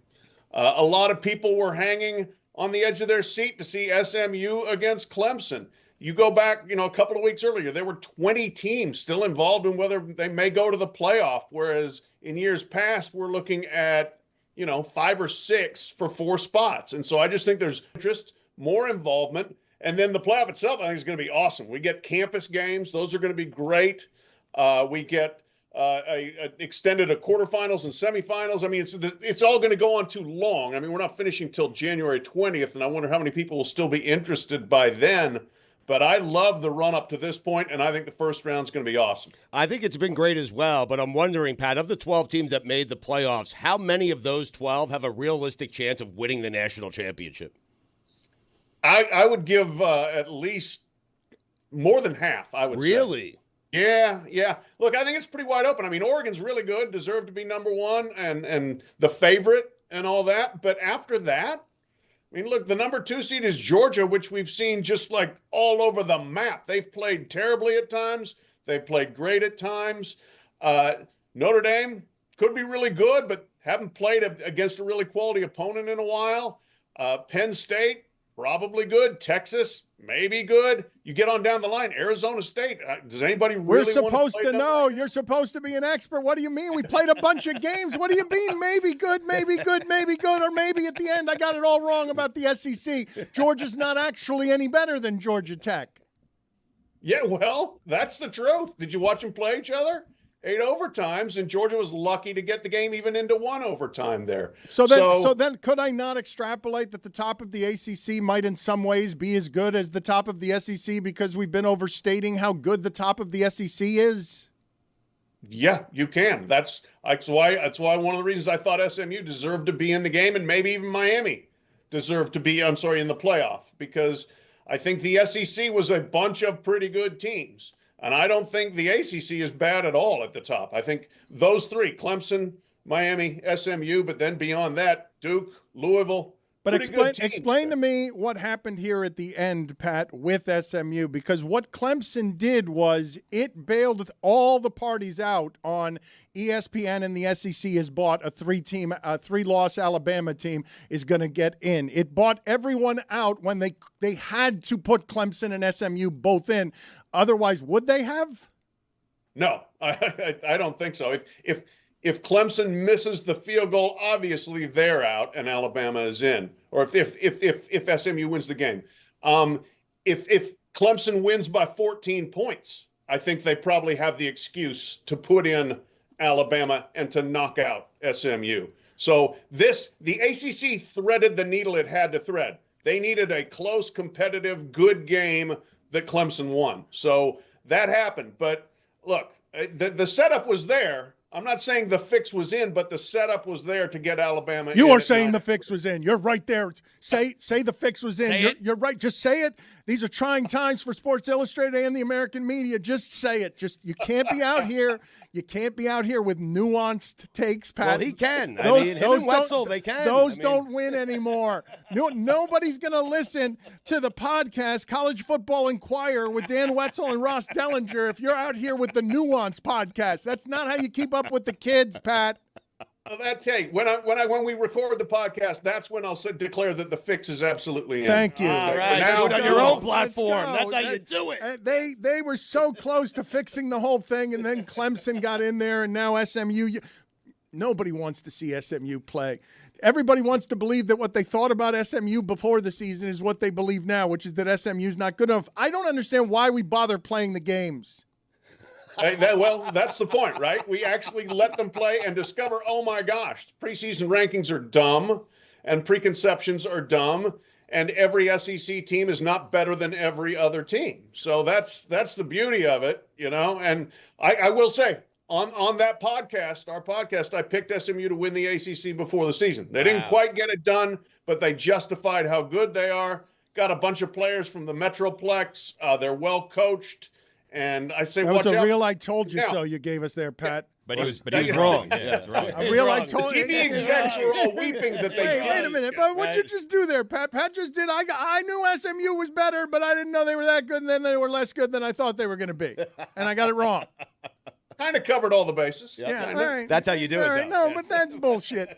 That's total bullshit from Pat Forde. He got it wrong, and he's claiming he got it right when he got it wrong. I don't know. It sounds kind of smart to me, Dan. Yes. What do you make? I got it almost right. That's close. That's close enough in today's journalism age. That makes you a truth seeker to get it almost right. What about Nick Saban saying no coach should have any complaints about his circumstances being in or out of the playoffs? Yep, he made a little bit of a half-hearted defense of Alabama and the SEC, and then ended up came down on that line of, well, you lost too many games. He's right, and I think that, really in his heart of hearts, Kalen DeBoer will say, yeah, he's right, because they got stomped by a mediocre Oklahoma team late in the season. Everybody saw it. I mean, you can't – if you didn't make a 12-team playoff, I'm sorry. I don't feel that sorry for you. It's just not – there weren't 12 great teams. I would say there were maybe 10, maybe 11. I don't feel sorry for you. Are you sorry or not? Are you sorry? He's on his game. I'm sorry, but I don't feel sorry for you. Then Classic SMU scenario. Well, which is it, Forde? Which is it? Sorry. Don't feel sorry. You don't feel sorry, but you're not sorry. I'm more confused. Clearly, I'm more confused than I was when I started. He's apologizing for the fact that he does not feel bad for them. He's not sorry. He's not But he's sorry. not sorry. But he's Here, sorry thank that you. he feels that way. So then why'd Thank you you for the apologize? Why is interpretation. he apologizing for being sorry if he's not sorry? This liar comes close to being almost right. What can you tell us about? Because my source, Taylor, is telling me that Belichick to North Carolina, it seems like it's going to be a done deal. What can you tell us about that story? Belichick to UNC. It's fascinating. I know that enough other people have dropped out because either they don't think they get it, they're going to get it, and Belichick is, or they just think the place is wildly dysfunctional because you do have trustees and boosters that are basically kind of doing their own satellite search outside of the athletic director, Bubba Cunningham. So the fact that we have a lot of coaches dropping out, and Bill Belichick that can't be his real name.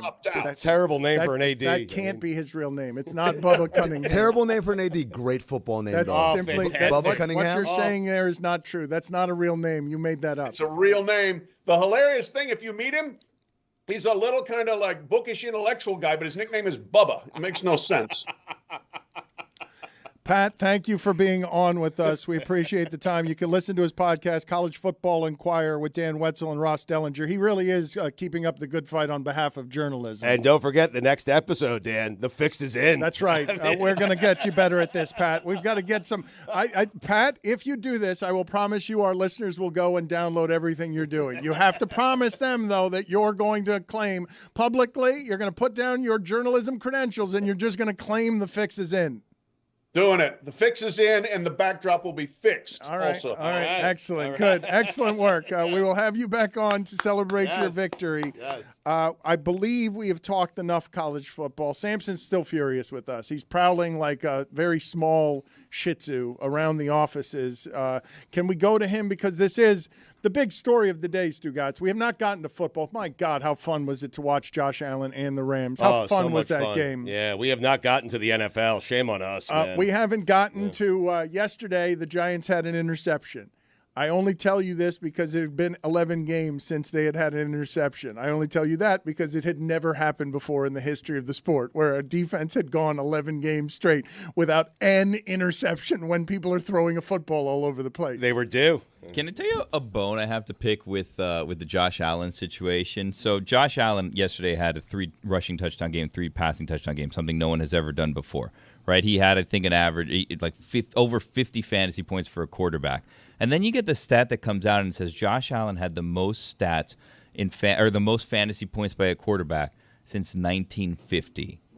There was no fantasy anything in 1950. He had the most ever. We're not going back and retroactively giving fantasy points to quarterbacks for games that they had in 1950. That's not a thing. I mean, you can do that, though, because we have the box score stats. You just go ahead and calculate fantasy Is points this out just of them. you trying to segue into your listener league because you're dying to talk fantasy? Oh, I forgot about that. Our listener league, you mean, Dan? We were part of it this week. I did play. How'd you do? I don't know how I Dan. did. You don't know how you did? No, I didn't check the results. You got your phone I over there picked right the team, now. though. I picked the team. I had Kyler Murray. That didn't go well. I had the Eagles Incredible. defense. You didn't do well. Yeah, I didn't.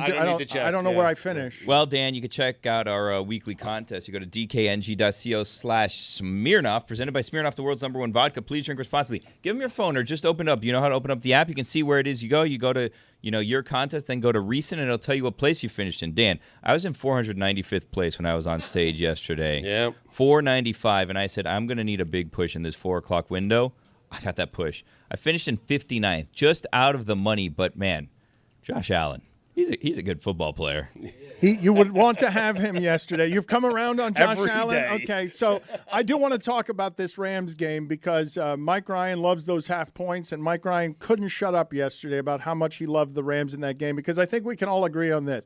Football's wacky enough, college or pros, but the Rams, they can beat anybody. Can. If they're healthy. They just did. Yeah, no, but because it's not just that they can beat everybody, it's also – oh, wait a minute. I'm just watching a play against Buffalo, and Cooper Kupp is not really open. There are 2 Bills there, and he's got a touchdown, and they're both injured because they've gotten so precise at that Puka Nacua, we're going to use up his body to see if we can spend all of this body on getting him all the Cooper numbers when both of us, or all of us, have watched that team and been like, how are those receivers putting up those kind of numbers, which make us serenade Puka with his song because he was exceptional yesterday. His name is Cooper, good at running curls, but when his hammy got a tear, he saw Puka standing there, his blade diminished, hostile take over. Nacua hopped into the car, McVay has maybe found a star, and then Matt Stafford threw him 25 and 2. Oh, there's a brand new kid in town out of BYU. They call him Puka.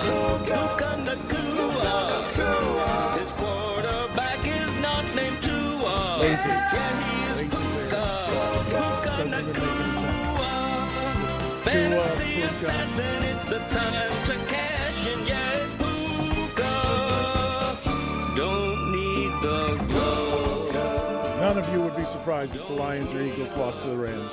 None of you. I remember what happened week 1 when those 2 I would teams be. got together and the Rams were reasonably healthy. That's why I'm going to keep doubling down on this NFC West. There's really good teams in that. We saw San Francisco kind of wake up. They're down to their maybe 4-string running back now, but they're going to get production from that position. It stinks what happened to McCaffrey, but these are good coaches. There's talent there. There's players that have done the winning, and in a 1-game sample against the Detroit Lions, when the Detroit Lions don't have this loss that we all agree they desperately need. You all agree. I don't agree with that. I am in disagreement. You guys think the Lions need to lose the game. I don't agree. No, the Lions need a loss. Yeah. They desperately need a loss before right the kind. playoffs. Not the Chiefs, though. The Chiefs don't need a loss, No, right? the Chiefs don't need a loss. Just the no. Lions. Just the Lions. They can't go in. Desperately. They can't go in as a 1-loss team, is what you guys are arguing. They cannot go in on a winning streak that makes the expectations that they've won 16 straight or whatever it is. Yeah, they desperately need a loss, and they really do. And I will tell you, you, as it relates to the Bills and Rams game, that game is on Sean McDermott. I said this during God Bless Football, so I'm telling you right now. He is going to be the reason Josh Allen doesn't win a Super Bowl. What do you mean you said this on God Bless Football? You're giving us a recycled take here? It needs to be said. It needs to be said. Well, it was said over there. It doesn't need to be said over here if you already said it over there. Well, I said it. Well, you're going to say that it's on McDermott, but this is what I would ask you. How many coaches in the league have the pedigree and the confidence and the job security to do what it is that McVay did when he's up 38-35 and it's 4th and 3 and he's like, I'm not kicking a field goal here and then losing to Josh Allen running right back down the field. I'm going for it on 4th and 4 because I trust my quarterback. I don't want to be leading by 6. I'm going for it. You tell me all the coaches in the league because I don't have a lot of them.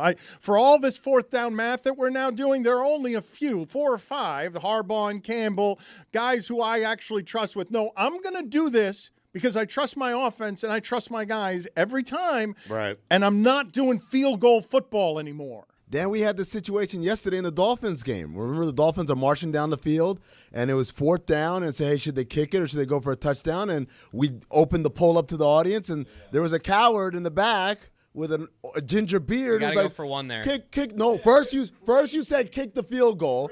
They went for the touchdown. They got the touchdown. Now they're down 2. You go for 1 or go for 2. Everyone in the crowd says go for 2. There's one coward in the back with a ginger beard who says go for 1. A lot of time on that clock. So then this is my favorite part. They go for 2. They get the 2. You know what this coward does? He says he wasn't in.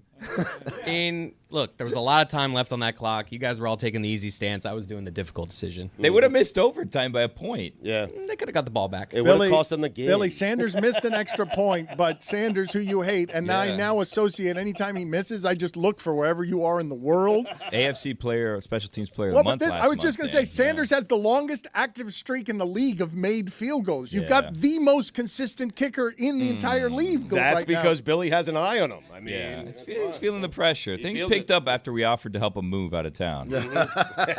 Remember correctly. If I were writing, tell me something about this here. If I were writing comedy before the season, Stugotz, and I said, you're never going to believe what I'm going to do here. This is what I'm going to do.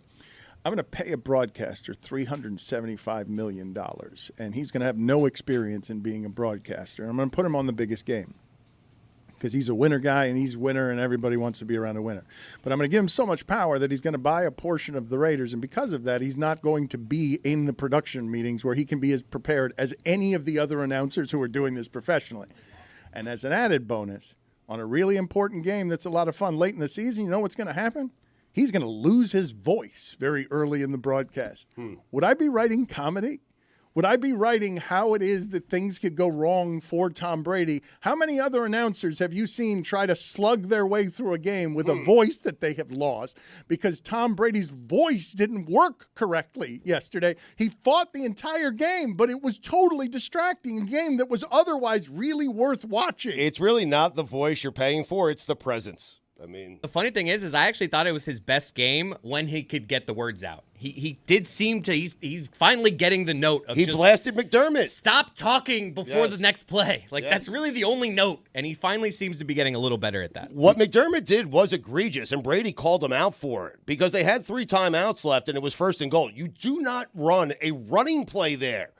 It all has to be passing plays. You either catch it, touchdown, or you drop it, and no time goes off the clock. He cost his team a chance to win the game, and that's what you can't do as a coach. You cannot cost Josh Allen, who is out there doing the things that he's doing, getting you back into the game, and because of your boneheaded decision at the end of the game, that's the reason Josh doesn't win. Now, Stugotz, I just want to confirm what you said earlier. You said the Bills will never win a championship as long as Greg McDermott is their coach.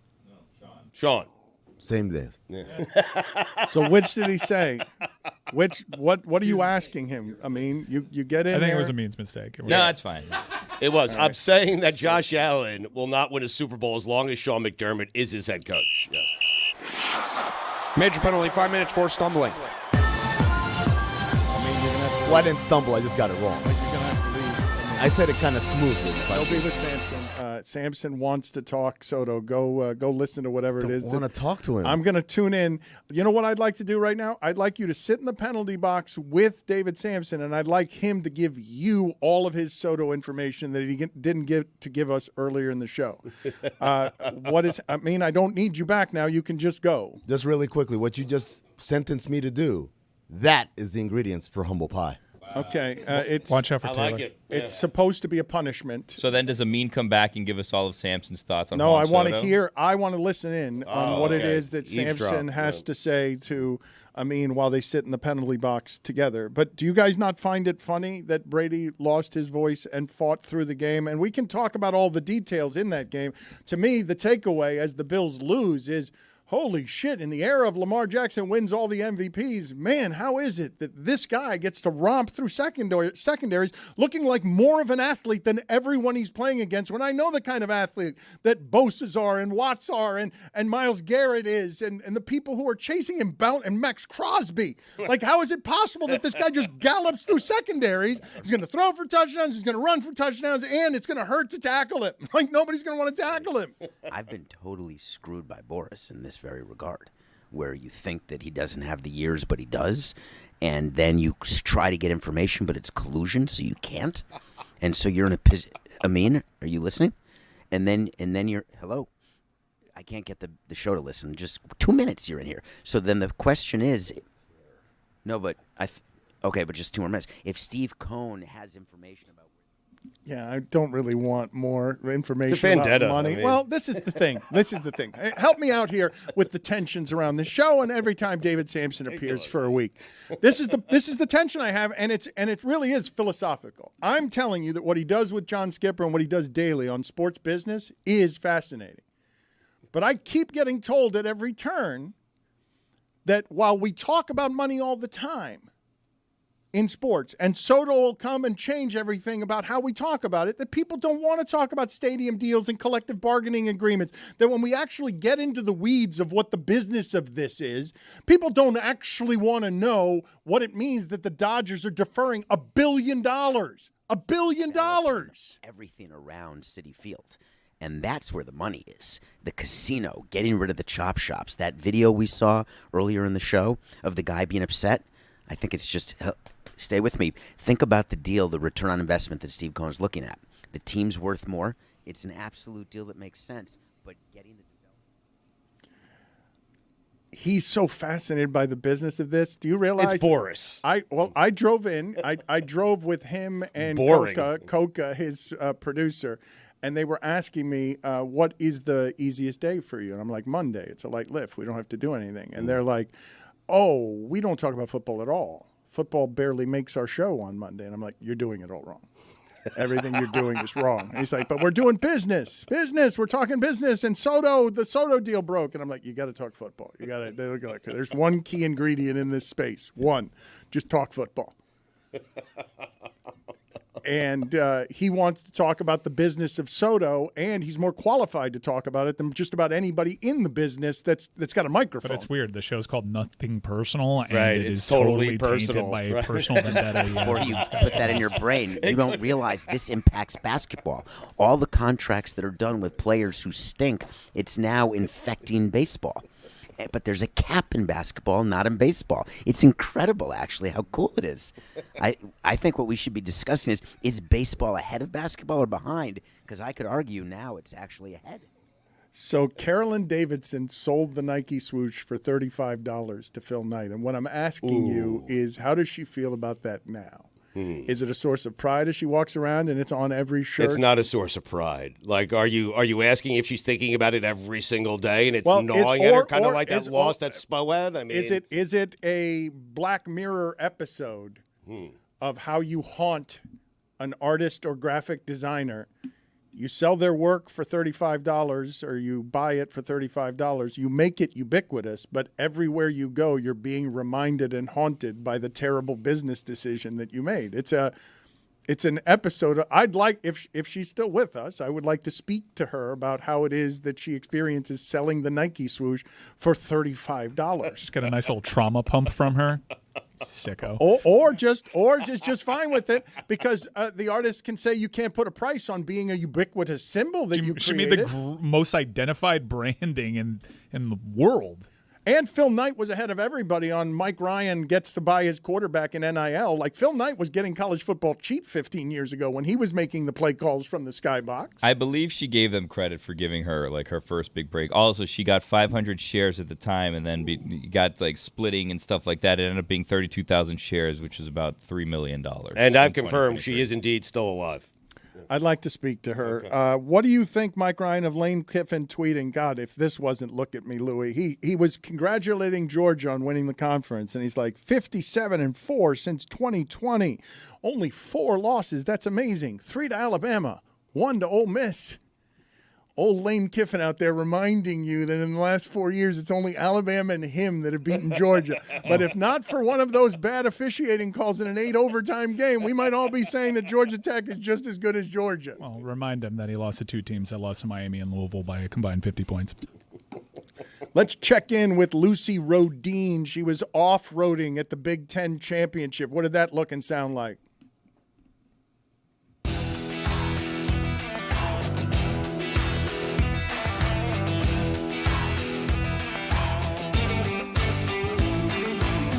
When Rose was pepper sprayed last week, a lot of things happened. We laughed, she cried, and something we really didn't talk about enough was not because of Rose getting pepper sprayed, but the events that occurred before. The Big Ten Championship game now looked completely different. Ohio State is not here, Penn State is, and you can tell. Ohio State fans bought up like all the tickets for this game, clearly didn't need them anymore. So everyone's just really happy to be here. They weren't expecting any of this. Tickets are going for like $20. Vibes are odds. Vibes are odds. Did you ever think you'd see Oregon playing in the Big Ten Championship game? No. I thought it would be in the Rose Bowl. Did we think we would be here? We did not. No, but here we are. Not a chance. No, not at all. What was your reaction when Michigan beat Ohio State? Static. Ohio State? We don't give a about Ohio State. They're so. Oh my God. Ohio State choke. Thank you. Thanks to them over there. Yeah. I think it was the first time we've ever rooted for Michigan, ever. I was doing the happy dance. It was a good way to start the day. Ohio State sucks. I hate Ohio. I was in a house full of Buckeye fans, and I went nuts, man. It was great. I've got so many friends that are Buckeye fans, and it was speechless. It was like, oh my God, what in the hell just happened? Were you taunting or were you nice about it? A little both. Were you happier about that or the fact that you guys would be in the Big Ten Championship game? Ohio State lost. The fact that Ohio State lost. I hate that. We hate Ohio State. That's a tough one. I want to say the Ohio State lost because it's a big one. Very nice bunch here today. Everyone's been incredibly friendly, which is not what we're looking for. It's bad content for everyone to be nice. Now I have a take. The Big Ten needs Big Ten West fans. The vibes here, they're not hitting the way they do when Iowa's here. Who cares about the game? We make tailgate content. I haven't seen anybody throw up yet today. Nebraska, Iowa. We need them here. I love seeing Iowa lose by 40. It's awesome. And we're very good at it. I think if Iowa were here, everyone would be having a good time. I don't know about that. Don't like Iowa. Why? Not a fan of them. Why? Just haven't been for years. Why? I just don't. Why? Are you from Iowa? Not going to answer that question. We've never done anything wrong. We're very lovely, nice people. Iowa may lose by 45 in this game, but everyone be having a good time. We'd be out in the streets, in the tailgates with the people. These two fan bases, they can't do It smells really bad. James Franklin's a fraud. He's not good. I'm a James Franklin fan. I'm a Franklin fan. He's really good at winning 10 regular season games, and then he'll just lose the games that matter. James Franklin's going to show the world today that he can win the big game. You guys boo James Franklin at the game or no? Of course we did. Yeah. He's a nice guy. He's a nice guy. Franklin, we ride or die with him. If he wins this game, we love him. If he loses this game, we hate him. He's horrible. It's a love-hate relationship. Can you just tell me about the sign you brought here today? Pretty much Ohio State sucks. And the last time that they beat Michigan was pre-COVID. Ryan Day is the greatest acclamation to the Michigan Wolverines of all time. Ohio State, do not fire Ryan Day. Ohio State sucks. They are garbage. The only thing that is fun to do in Ohio is leave. All jokes aside, they've been really nice. What on that mindset? Pulls up in shorts. What the? I love Oregon. It's awesome there. It's one of the best states ever. By the way, it's very pretty. Pennsylvania sucks. Also, Penn State sucks. They don't deserve to be here. Everyone thought Ohio State would be here. I wish that they would, so that it would be a good game. But why are you wearing shorts, though? That's like super valid of them to have brought up. I mean, it's just not that cold. Penn State fans out here arguing that middle of Pennsylvania is better to live in than beautiful coastal Oregon. Who the wants to live in Oregon? Let's be real here. Who wants to live in Oregon? Lots of people. They're delusional. And no one is moving to central Pennsylvania as a retirement destination. No one is moving to central Pennsylvania to retire. The amount of people retiring to northern coastal Oregon to retire, it's not a lot, but it's not zero. Do you think Oregon belongs in this conference or no? We're about to prove them wrong tonight. They do not belong here. Yeah, hey, welcome to the Big Ten. We'll show you the door out.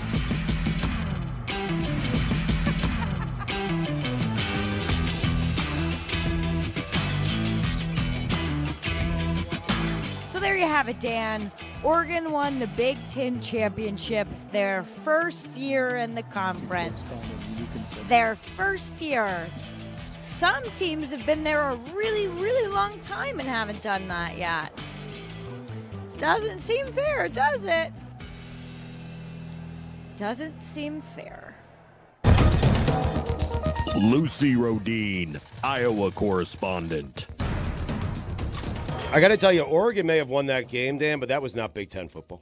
That's true. Yeah, it wasn't. That's you at 45-37. I need 17-7. Goal line. Yeah.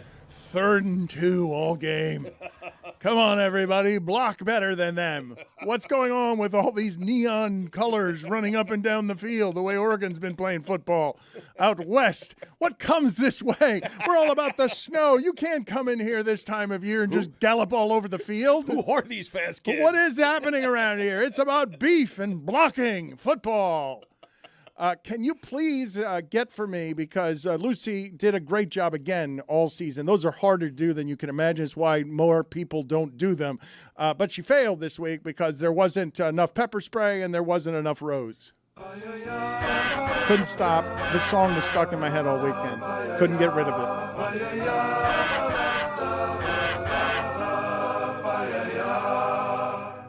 There was no need for pepper spray to be rained down on me.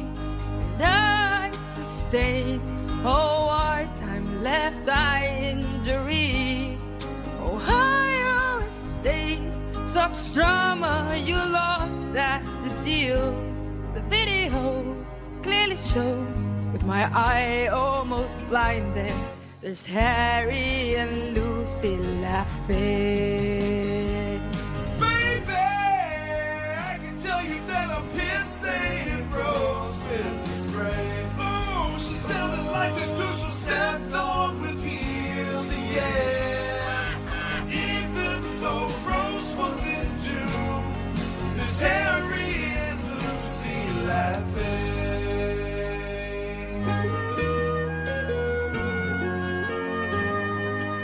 Even though I wasn't doomed, there's Harry and Lucy laughing.